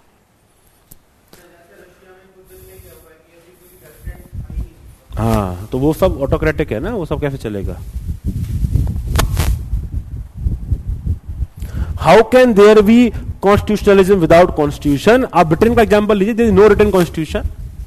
इसी क्लास में सपोज मैं ही गवर्नमेंट हूं, हमारे बीच में कोई लिखा पढ़ी नहीं होती है, बस ये अनसेड सी बात चल रही है कि भैया मुझे गवर्नमेंट चलानी है और मुझे आपको तरीके से इलेक्शन कराने हैं, प्रोटेक्ट करने हैं, और मैं अपनी औकात में काम करूंगा। बेसिकली मेरी जो पावर है वो अनलिमिटेड नहीं है, तो हो गया कॉन्स्टिट्यूशनलिज्म।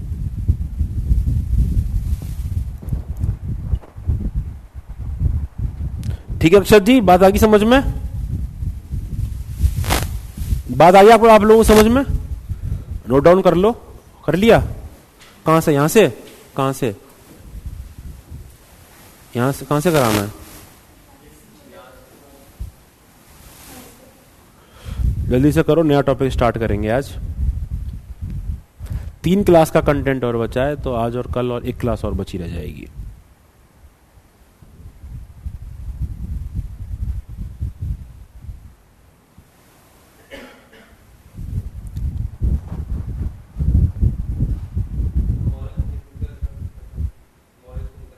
थिंकर मोस्टली हो गए, सारे तो हो गए। इतना ही पढ़ना है, ज्यादा मत पढ़ना। इंडियन वाले उसमें ह्यूमन वाले में पढ़ाए थे कुछ कुछ, बाकी गांधी जी पढ़ा दिए, बाकी आपके नोट्स में दिए हुए हैं, पढ़ लो खुद से।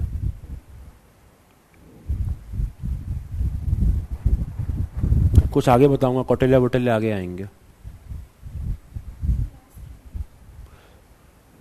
ये तो क्या ही है, लक्ष्मीकांत है आपका।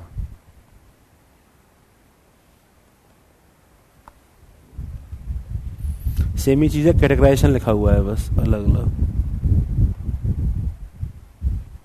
चलो अब आज के टॉपिक, अच्छा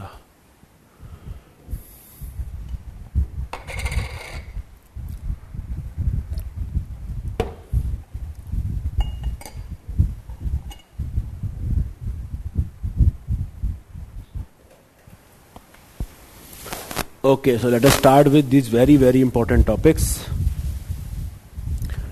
Ethical concerns and dilemmas in government and private institutions. तो आप इसको बहुत ध्यान से देखिए, सिलेबस का टॉपिक है आपका. तो यूपीएससी भी आपसे कह रहा है कि शायद जो एथिकल कंसर्न्स और डिलेमाज हैं वो पब्लिक एंड प्राइवेट इंस्टीट्यूशंस में अलग अलग हो सकती हैं. यस और नो? अरे हो सकती है, नहीं हो सकती? यस. तो ये यूपीएससी आपको बोल रहा है, ठीक है. तो आइए इसको समझने से पहले ये समझते हैं कि पब्लिक और प्राइवेट इंस्टीट्यूशंस आपस में कैसे डिफर करते हैं. What is making those concerns and dilemmas different.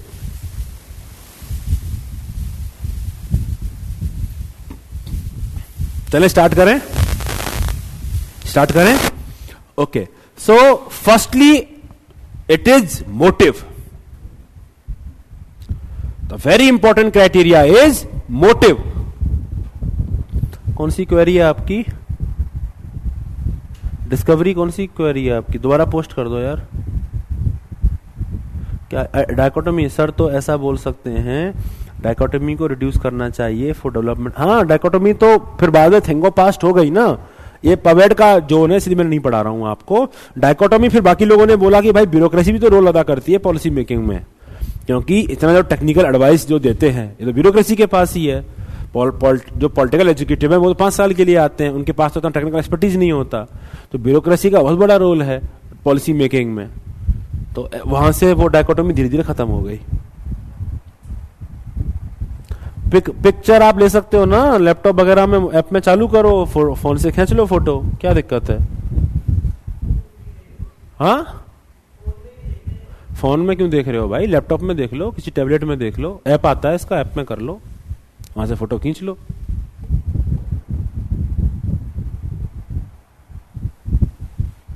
और कोई डाउट है ऑनलाइन वालों? मैं आप ही के स्क्रीन को देख रहा हूं. कोई डाउट है तो बताइए, नहीं तो फिर आगे बढ़ूंगा.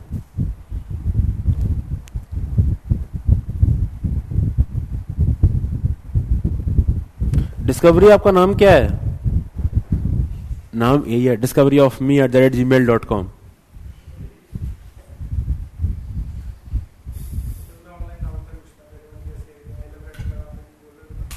आपका क्या email ID? I love you, I love red blood. हाँ. अच्छा, ये अरविंद का आप ही कमेंट कर रहे थे वो, I love red blood. You love red blood. Vampire हो क्या? हैं? पुरानी गलतियां, बचपन की गलतियां ना हो शर्मिंदा, सुधारें. 2-3 आईडी बना ली तो वही अपडेट करा. अब कौन सी है? अच्छा, वही आई लव रेडी अच्छी लगती है आपको. यूपीएससी में भी ये लिख दोगे. एक कैंडिडेट थे, लास्ट ईयर की बात है, उनका ईमेल आईडी था प्रिंस बीजेपी, और ऐसा एक नंबर भी था 2000 या 1900 समथिंग करके, princebjp@gmail.com. मैंने कहा भाई डेफ वेफ में मत डाल देना इसको. नहीं डाला, फेसबुक बन गए. वो वही है वो. चलो नाम बताना सही नहीं होगा, ठीक है. सिलेक्टेड कैंडिडेट हैं अभी, आईएएस हैं अभी, ठीक है. तो प्रिंस बीजेपी डाल रखा था उन्होंने. Okay, motive. So motive is one of the criteria to differentiate public and private institutions. Private institutions exist to make profit. The motive is to make profit. And public institutions exist to public interest के लिए, है ना? Public interest is the objective. Second important part is the differentiation between clients and citizens. Private institutions can deny their goods and services to someone who cannot pay. They can deny. But there are lots of services that state cannot deny just because someone cannot pay. State cannot deny you your right to vote even if you can't pay a dime. Yes, so by virtue of being a citizen of this country, you are accorded certain rights. You are taking advantages of certain services from which you cannot be excluded even if you are not paying for them. For example, law and order. You are enjoying law and order to whatever extent, but आप उतना ही enjoy कर रहे हैं जो एक rich person कर रहा है, जो टैक्स वाला कर रहा है, और आप बिना टैक्स वाले भी उतना ही law and order enjoy कर रहे हैं, वही border security enjoy कर रहे हैं. So basically, the differentiation is between citizens and customer, that citizens by virtue of their citizenship, they enjoy certain services and states cannot exclude them from those services. On the other hand, private organizations, they can exclude their customers from availing certain services if they are not paying. There is a difference between public organizations and private organizations. Another important component is the extent of legal framework. Government actions and decisions, they are governed by various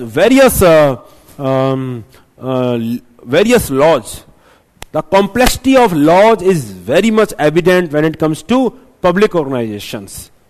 On the other hand, private organizations में relatively कम rules applicable हैं. अभी MK sir को कोई higher करना है तो वो higher कर सकते हैं. गवर्नमेंट को हायर करना पड़ा तो पूरा प्रोसेस लगेगा, उसका बताना पड़ेगा कि क्यों ये सभी के लिए आपने इक्वल अपॉर्चुनिटी ऑफर करी, नहीं करी.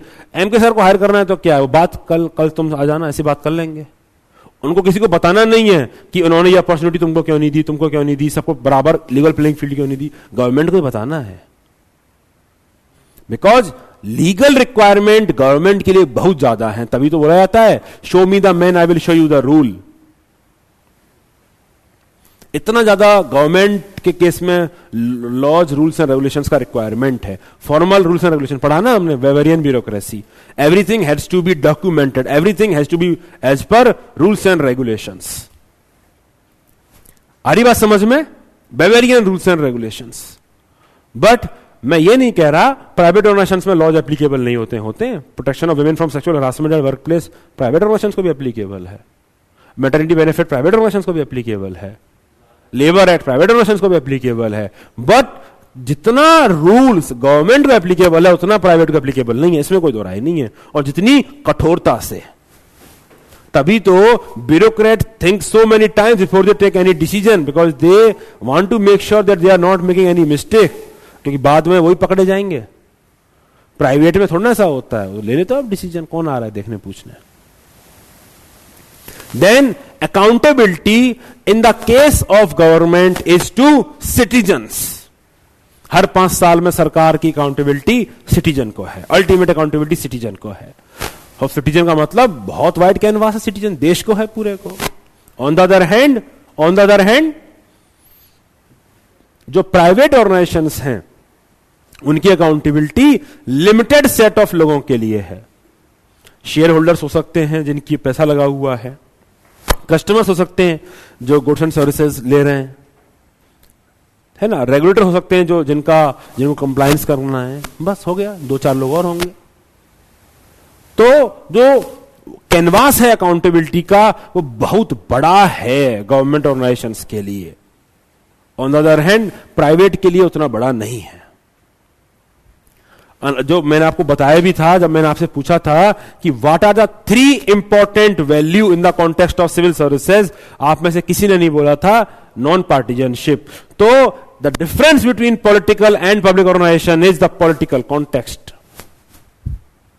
Public organization, the public administrator, they need to act under the supervision of political executive. So their decision must not only be efficient, must not only be effective, but also politically acceptable. That is not the case when it comes to private organizations, because there the only barometer most likely would be the merit, efficiency, effectiveness, etc., not the political considerations. मेरी बात समझ में आ रही है आपको? So the political context is a hallmark of public organisations. आ रही बात समझ में? यस और no? Then scope of action is huge when it comes to private और पब्लिक। किसका स्कोप ज्यादा है? किसका स्कोप ज्यादा है? प्राइवेट का ज्यादा है। क्यों? किसकी डाइवर्सिटी होती है? करियर छोड़ो, ऑर्गेनाइजेशन की बात कर लेते हैं। करियर तो सब पार्टी होगा, तो क्या डाइवर्सिटी है ऑर्गेनाइजेशंस के पास? क्योंकि उसको किस में काम करना है। और मैं कह रहा हूं ये चॉइस भी गवर्नमेंट ही डिसाइड करती है। आप कितनों में काम कर सकते हो, that itself is decided by government. Before 1991 licence quota permit raj था, तो गिनती की 3 4 7 इंडस्ट्री थी जिनमें प्राइवेट सेक्टर काम कर सकता था। आज भी काफी जगहों पे है मोनोपोली। तो ये स्कोप भी गवर्नमेंट ही डिसाइड करती है कि प्राइवेट सेक्टर को कितना घुसाना नहीं घुसाना है। तो प्राइवेट सेक्टर का स्कोप ज्यादा बड़ा हुआ ना, सॉरी पब्लिक सेक्टर का स्कोप ज्यादा बड़ा हुआ ना। वो लॉ से डिसाइड कर सकती है, वो किसी को कल से डिसाइड कर देगी टेलीकॉम में कोई प्राइवेट और प्लेयर नहीं चलेगा, खाली गवर्नमेंट का बीएसएनएल जिंदाबाद। वो कर सकती है, उसके पास है इतनी authority. So scope of action is always huge when it comes to public organization. The very existence of private organization is dependent on public organisation.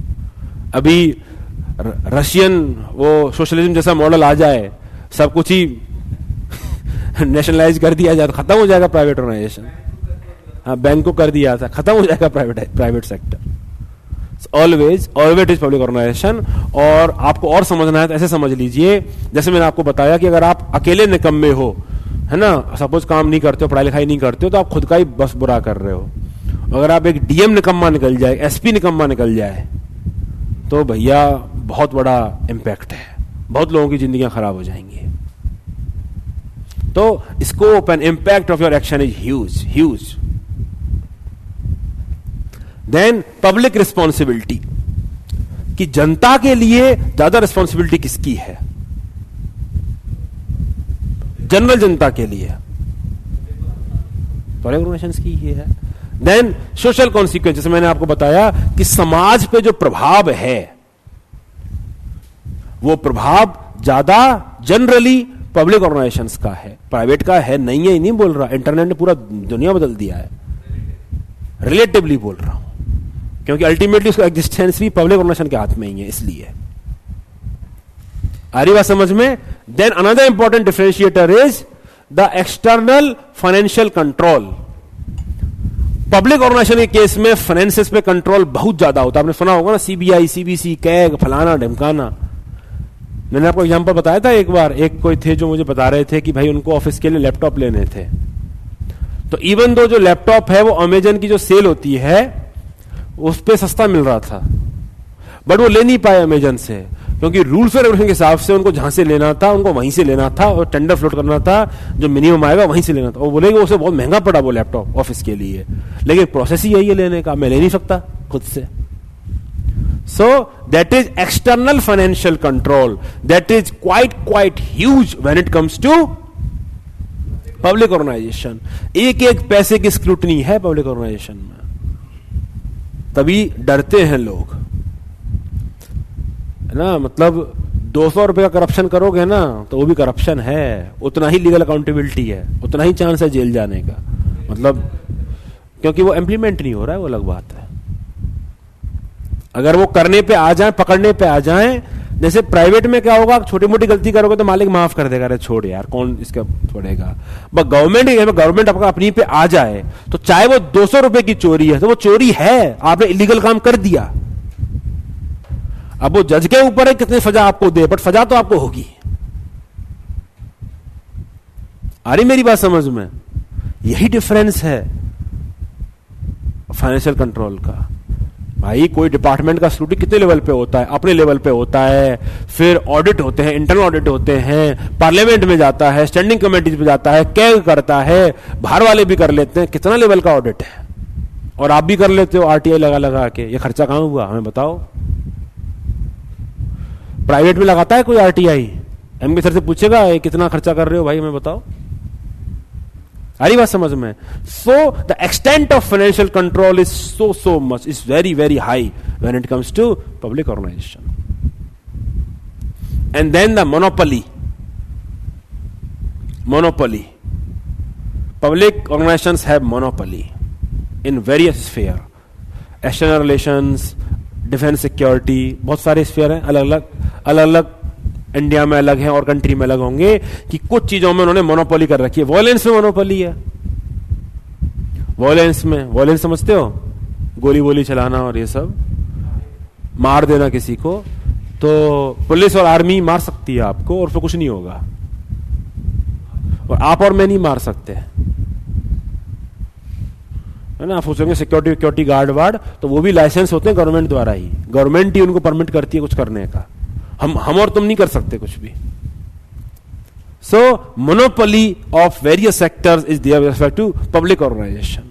तो अल्टीमेटली अगर मैं वैल्यू डिफरेंस की बात करूं तो public organisations focuses more on uniformity of treatment, recruitment के समय, compassion because public interest is there, social justice, transparency, accountability, public participation. पैसा उतना बड़ा मुद्दा नहीं है अगर ये पब्लिक इंटरेस्ट को सर्व कर रहा है तो। वैक्सीन फ्री में दे दी।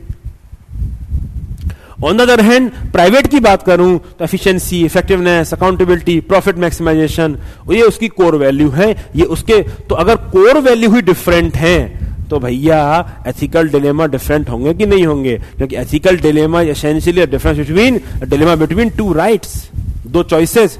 तो आपका चॉइस का लेवल ही अलग अलग है। पब्लिक में होंगे तो पब्लिक इंटरेस्ट को ऊपर कर दोगे, पैसे को नीचे कर दोगे, प्राइवेट में आओगे तो पैसा ऊपर हो जाएगा। तो डिफरेंस तो आ रहा है, यस और नो? हाँ या ना?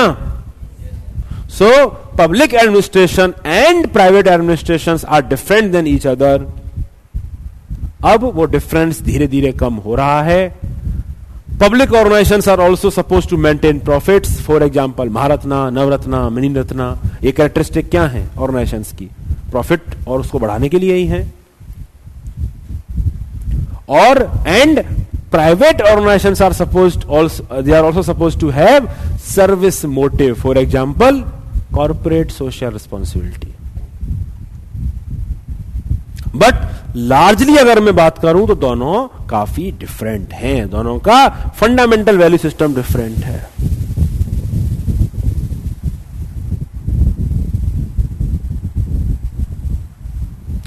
Bureaucracy is an executing body, then how does political acceptability affect? मेरे समझ में नहीं आया पॉलिटिकल एक्सेप्टेबिलिटी का मतलब क्या है, क्या कहना चाह रहे हैं आप? Would request to provide an example. मुझे समझ में नहीं आया, डिस्कवरी आपका थोड़ा बता दीजिए, पॉलिटिकल एक्सेप्टेबिलिटी का क्या मतलब है?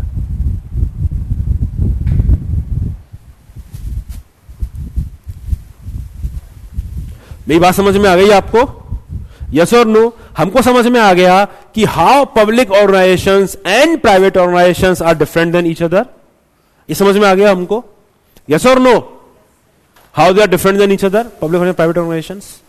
Yes. अब बात करते हैं कि पब्लिक एडमिनिस्ट्रेशन की बात कर रहा हूं मैं। What should be the ethical standards in public administration? पढ़ा है आपने? पढ़ा है कि नहीं पढ़ा है? पढ़ा है ना भाई। एथिक्स इन पब्लिक लाइफ जो पढ़ाया था वही तो था। और गवर्नमेंट के केस में जो foundational values for civil services पढ़ाया वो भी तो वही था। ठीक है, सो वी नो इट कि कौन कौन सी चीजें हैं, सेल्फलेसनेस, इंटीग्रिटी, ओपननेस। अब बात करते हैं कि ये एथिक्स क्यों फॉलो करी जानी चाहिए। मैंने आपको बताया था, जब मैंने बताया था कि पब्लिक एडमिनिस्ट्रेशन को एथिक्स क्यों फॉलो करनी चाहिए, इसके एक बेयर मिनिमम आर्गुमेंट मैं आज बता रहा हूं। कॉन्सिक्वेंसेज ऑफ एथिक्स में कुछ लेवल ऑफ आर्गुमेंट आपको बताऊंगा। कहां पे? Aptitude and foundation value of civil services में मैं बताया ना, ऑब्जेक्टिविटी का क्यों रिक्वायरमेंट है, टॉलरेंस का क्यों रिक्वायरमेंट है, हर स्पेसिफिक वैल्यू का बताया था मैंने। यस और नो? अब मैं लार्जली बता रहा हूं कि specially in the context of public administration और क्यों हमको एथिक्स फॉलो करना चाहिए। You will have more than 20-25 arguments to write in this sort of questions. और ये आपको केस स्टडी में भी यूज होंगे, क्योंकि वहां भी आपको जस्टिफाई करना पड़ता है अपना डिसीजन मेकिंग, क्यों कर रहे हो। ठीक है, so one of the most, जो बताई दिया मैंने क्या क्या है ethical standards. One of the most important reason for you to follow ethical standard is that you are ultimately the trustee of the resources. The resources do not belong to you. You are not the owners of the resources. You are simply managing the fund. You are not the owners. And that is why you must follow neutrality and depersonalization, because someone has placed their trust in you. Someone has placed their money in your hands for you to manage. It is taxpayers' money. It is the money of this country. लोगों का पैसा है, वो आपका अकेले का नहीं है. So that is why trustee is the important part. Trustee. Then इसलिए भी करना चाहिए because your action have large scale impact. जो मैंने बताया, निकम्मापन का जो मैं एग्जाम्पल लेके बताता हूं कि आपका एक छोटा छोटा डिसीजन पूरा समाज का दशा और दिशा बदल सकता है. छोटा छोटा decision. So large scale impact.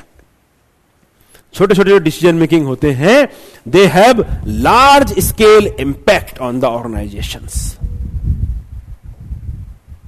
And that is why it is important that you make those decisions ethically with public interest. And that is why you should follow selflessness, integrity, objectivity etcetera. And then कितना भी rules और regulations में क्यों ना मना लूं आपके लिए, कितना भी ऑब्जेक्टिवली में क्यों ना मना लूं आपके लिए, there will still be some discretion for you to use. और जब डिस्क्रिशन की बात आएगी, आपको यह समझ में आना चाहिए कि आप डिस्क्रिशन को कैसे यूज करोगे. It will be decided by your value system.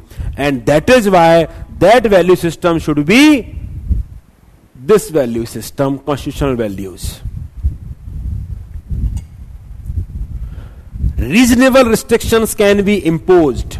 So this reasonable restrictions जो है, ये क्या है? ये डिस्क्रिशन है. ये कौन डिसाइड कर रहा है कि कौन सा रिस्ट्रिक्शंस रीजनेबल है, क्या नहीं? कौन डिसाइड कर रहा है? ब्यूरोक्रेसी डिसाइड कर रही है. अरे भाई, तो एसपी साहब जो डिसाइड करेंगे, कलेक्टर डिसाइड करेगा कर्फ्यू लगवाना नहीं लगवाना, यस और नो, यूएपीए लगाना है कि नहीं लगाना, यही तो करेगा. तो अब वो जो डिस्क्रिशन है, वो किसी पॉलिटिकल पार्टी को फेवर करने के लिए किसी जर्नलिस्ट पे लगाया जा रहा है, या फिर लिबर्टी अपहोल्ड करने के लिए लगाया जा रहा है, ये तो आप ही डिसाइड करोगे. डिस्क्रिशन है आपके पास. आ रही मेरी बात समझ में? So in public organisations you have so much of discretion. कितना भी रूल्स एंड रेगुलेशंस क्यों ना आ जाए, उनको लगाने के लिए तो आप ही को डिस्क्रिशन मिलेगा कि भैया कहां लगाना है, कहां नहीं लगाना. And that is what is important, that you follow right set of ethical values. Ultimately, it is your obligation also under social contract, because it is a two-way relationship. Citizens are paying you taxes. Citizens have entrusted you with certain rights, कि आप हमारा कुछ right ले लेना, ये आपका right है. So it is all the more responsibility of you कि आपको डिलीवर करें उसके against, and for that you require ethical conduct. Ultimately, to be responsive, compassionate administration, ultimately to honor social contract, it is required. Then social capital. Social capital. Social capital बन पाएगी क्या अगर आप unethical तरीके से behave करोगे? बन पाएगी सोशल कैपिटल? बन पाएगी? नहीं बन पाएगी. लोग आपको ट्रस्ट ही नहीं करेंगे, क्रेडिबिलिटी नहीं रहेगी. अगर आपको इंसर्जेंसी वाले इलाकों में लोगों का एटीट्यूड चेंज करना है, हार्ट एंड माइंड उनका जीतना है, तो क्या आपको एम्पैथेटिक एंड कंपैशनेट तरीके से नहीं बिहेव करना चाहिए? केवल लाठीचार्ज से आप उनको सिक्योरिटी को मेंटेन कर लोगे? क्या नक्सलिज्म का प्रॉब्लम केवल सिक्योरिटी का प्रॉब्लम है, लॉ एंड ऑर्डर का प्रॉब्लम है? क्या ह्यूमैनिटेरियन एंगल नहीं है उसमें? है ना ह्यूमैनिटेरियन एंगल. तो ये ह्यूमैनिटेरियन एंगल आप कब देख पाओगे? जब आप इमोशनल इंटेलिजेंट होंगे, जब आप कंपैशनेट होंगे, जब आप डेडिकेटेड पब्लिक सर्विस रखेंगे. नहीं तो आप तो कह देंगे गोली मार के शांति शांति शांति शांति हो गई, सबके शांति कर दो, आप गोली चला के मार दो लोगों को, केवल सिक्योरिटी एंगल से देख रहे हो.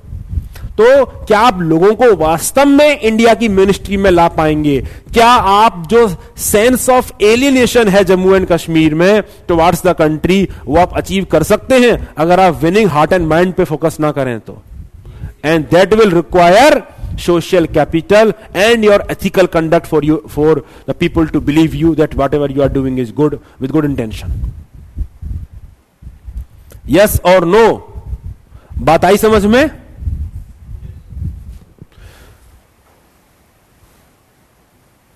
ठीक है. सिमिलरली कॉन्स्टिट्यूशनल मोरालिटी को अपहोल्ड करने के लिए भी जरूरी है. बेसिकली जो कॉन्स्टिट्यूशनल ऑब्जेक्टिव्स हैं, जिन ऑब्जेक्टिव के लिए बनाया गया ऑर्गेनाइजेशन, उसके लिए भी जरूरी है. ईज ऑफ डूइंग बिजनेस, ये बहुत इंपॉर्टेंट डायमेंशन है, इकोनॉमिक डायमेंशन है, जो काफी बच्चे नहीं मेंशन. एथिक्स में इकोनॉमिक्स लाना बहुत टेढ़ी खीर है.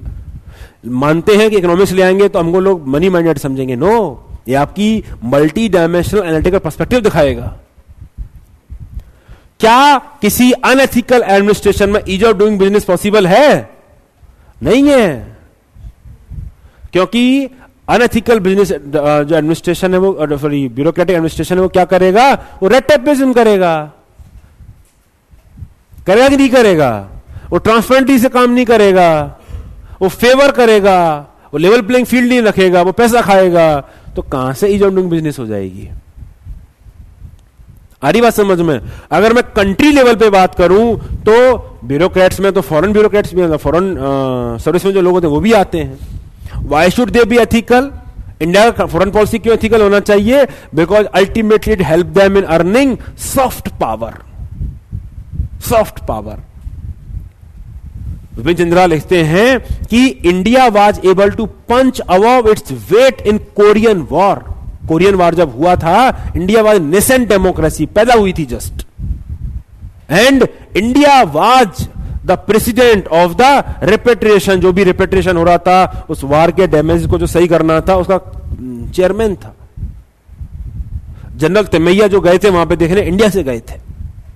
उस समय जब कोल्ड वार अपने पीक पर था, जब यूएसएसआर और यूएसए बहुत बड़ी पावर्स थी. क्योंकि इंडिया ने एथिकली बात किया, इंडिया ने बोला कि जो सही है मैं उसी को सही बोलूंगा. Because of this conduct it was able to earn the kind of credibility. हम रेस्पॉन्सिबल न्यूक्लियर पावर बने, इसलिए हमारे ऊपर न्यूक्लियर सैंक्शंस हटाए गए. Because of we are responsible nuclear citizen. तो ये एथिकल कंडक्ट फॉलो किया, तभी तो हम रिवार्ड हुए. तो that is why we must follow ethics, कि ऐसे हम सॉफ्ट पावर ग्लोबल स्ट्रक्चर में बढ़ा सकते हैं. And then economy, efficiency, effectiveness, work culture, talent, credibility, profitability, सब मैंने बता चुका हूं आपको पहले ही. Now you have very very large number of points to write in your answers, in your case study also, in your GS also. You have so many points. Yes or no? Yes or no? आ रही बात समझ में?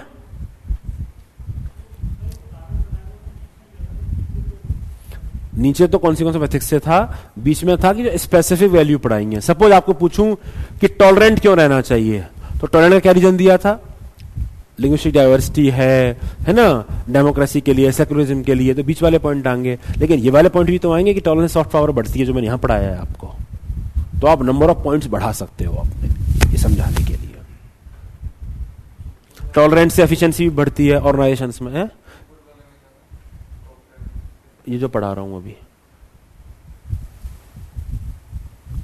समझ में आ गया? Yes? Note कर लो, 2 minute में ब्रेक ले लेता हूं बोलने से. कहां से नोट कराना है? यहीं से कराना.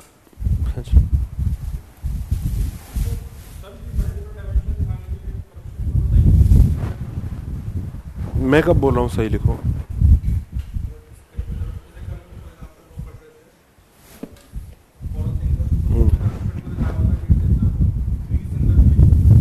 कहाँ पढ़ रहा था? अच्छा वो तो आगे पढ़ाऊंगा ना मैं, आगे अभी ग्रिफिन वो डायमेंशन आएगा, कौटिल्य के केस में आएगा मेरे को.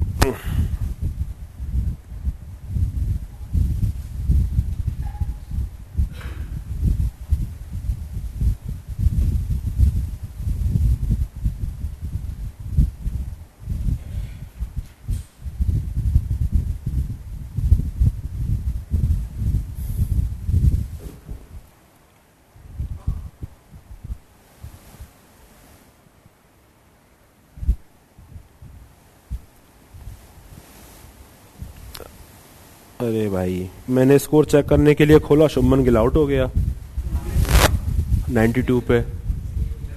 92 पे विराट कोहली खेल रहा है 87 पर। जल्दी से क्लास खत्म करते हैं, लास्ट के 20 ओवर देखेंगे फिर है।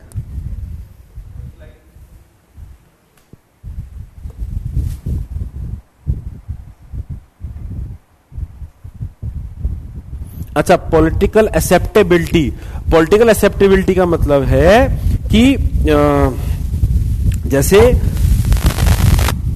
ऐसे इसको समझिए कि डायकोटोमी जिसे बोला भी जाता है, एक थीम भी है पर आपको नहीं पूछी जाएगी, पबेड में ये थीम आती है कि one should be political neutral but one should be, इसको पहले लिख लो, हो गया, हाँ, one should be political neutral but one should be politically aware. ये थीम आती है। थीम इसलिए आती है क्योंकि जो गवर्नमेंट पॉलिटिकल एग्जीक्यूटिव्स हैं, ठीक है, वो तो एक पॉलिटिकल स्फीयर से ही आ रहे हैं, ठीक है, तो उस थीम का ये आर्गुमेंट है। बट आप उस जोन में मत जाइए, वो आपका काम नहीं आएगा। तो इसलिए पॉलिटिकल एक्सेप्टेंस वाली बात बस समझने के लेवल पर छोड़ दीजिए।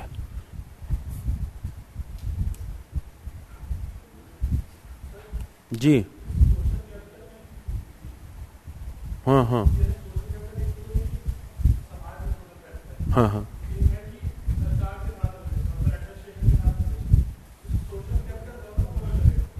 हाँ, और समाज का आपस का भी करेगा, सबका करेगा। यस यस यस, ठीक है। अब अगला स्टेटस है determinants of ethical standards. Very important topic, determinants of ethical standards. Basically समाज में कितना एथिकल, पब्लिक एडमिनिस्ट्रेशन में सॉरी, कितना एथिकल स्टैंडर्ड्स फॉलो होगा या नहीं होगा, ये कौन से फैक्टर डिसाइड करते हैं। तो करप्शन से कुछ लिंक कर पा रहे हो, इंटीग्रिटी से लिंक कर पा रहे हो, वही फैक्टर्स हैं, वही हिस्टोरिकल फैक्टर्स हैं, बख्शीश का वही फैक्टर है, कॉलोनियल एडमिनिस्ट्रेशन का। फिर फैमिली का बताया था मैंने कि फैमिली का अपब्रिंगिंग में कैसा योगदान है, वो कैसा रोल मॉडल सेट कर रहे हैं, क्या ऑब्जर्वेशन लर्निंग दे रहे हैं, एजुकेशन इंस्टीट्यूशन का क्या योगदान है, रिलीजन का क्या योगदान है, मीडिया क्या कह रही है, सोसाइटी एट लार्ज। लेकिन लीगल जुडिशियल फैक्टर जो मैंने आपको बताए थे कि अगर पेंडेंसी ऑफ केसेस बहुत ज्यादा है तो डिटरेंट की तरह काम नहीं करेगा लॉ, तो हम ज्यादा उस तरह के बिहेवियर को करने के प्रमोट हो जाएंगे। एंड फैक्टर वर्क कल्चर चलता है, attitude, political factor, political patronage, economic factor etcetera, ये सब बताए जा चुके हैं आपको। तो बेसिकली वही चीज है। आप देखोगे ना, इंटीग्रिटी भी तो एथिकल स्टैंडर्ड ही है ना, तो इंटीग्रिटी के डिक्लाइन करने के रीजन तो यही आने वाले हैं अल्टीमेटली। करप्शन क्यों हो रहा है उसके भी यही आंसर है। एथिकल स्टैंडर्ड, ये क्वेश्चन इस साल आया है आपके पेपर में, इस साल का क्वेश्चन है ये। सोशल कल्चर वाले एस्पेक्ट ज्यादा फोकस था उसमें, ठीक है। तो ये टॉपिक मैं डिस्कस कर चुका हूं डिटेल में। नहीं, डिटर्मिनेंट है। डिटर्मिनेंट क्या डिसाइड कर रहा है कि एथिकल स्टैंडर्ड्स कैसा होगा पब्लिक एडमिनिस्ट्रेशन में। सपोज कोई सजा ही नहीं हो रही है, लीगल फैक्टर ऐसा है, जुडिशियल फैक्टर ऐसा, कोई सजा ही नहीं हो रही है, तो कौन एथिक्स फॉलो करे? कोई नहीं करेगा। डिटर्मिनेंट क्या डिसाइड कर रहा है, डिटरमाइन कर रहा है। क्लियर हो गया? यस हो गया, हो चुका है ना ये। आगे बढ़ू ना मैं इसको, ठीक है। Then work culture. Work culture का मैंने आपको बताया था, मैं थोड़ा ज्यादा बढ़ा दिया है कंटेंट को। वर्क कल्चर में apathy, red tapism, rigid hierarchy, ये है स्टेटस कि as of now public administration में क्या स्टेटस है एथिक्स का। तो वर्क कल्चर की बात करेंगे, हम अपैथी देखते हैं, हम रेड टेपिज्म देखते हैं, हम रिजिड हायरार्की देखते हैं, एरोगेंस देखते हैं, क्लोज सिस्टम अप्रोच देखते हैं, करप्शन देखते हैं, लैक ऑफ इम्पार्शियलिटी देखते हैं, बताया था आपको, पॉलिटिकल ट्रांसफर सब होता है, रूल ऑफ लॉ का वायलेशन देखते हैं, अब्यूज ऑफ पावर देखते हैं, लैक ऑफ कोऑर्डिनेशन देखते हैं। यस और नो? This is status. ये सब डिस्कस हो चुका है करंट में जो स्टेटस है। तो इस क्वेश्चन का आंसर करने के लिए आप बहुत सारे करंट के एग्जांपल्स देंगे, रैंकिंग बैंकिंग इंडिया की इज ऑफ डूइंग बिजनेस में जो है वो बताएंगे, और करप्शन परसेप्शन इंडेक्स में जो रैंक है वो बताएंगे, डेटा देंगे इस क्वेश्चन को आंसर करने के लिए, डायमेंशन ऐसे खोलेंगे। आ रही बात समझ में?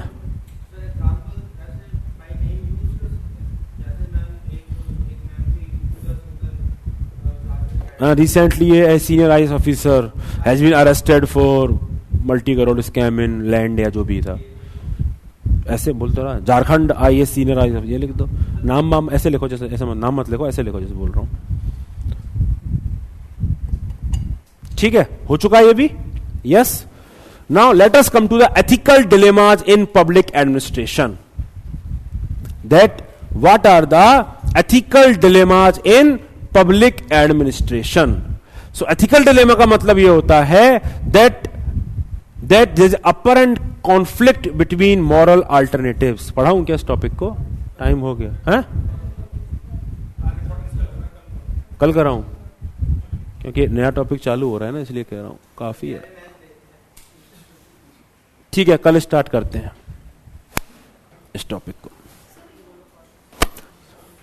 क्या हो गया?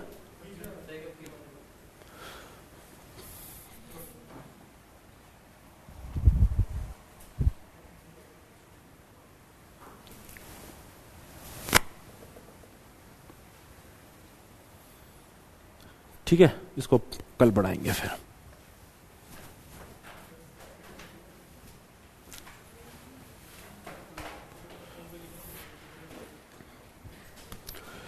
बीच में रुक जाता ना, नया टॉपिक है, dilemmas in public and private दोनों बढ़ाना था। ठीक है, कल से स्टार्ट कर लूँ।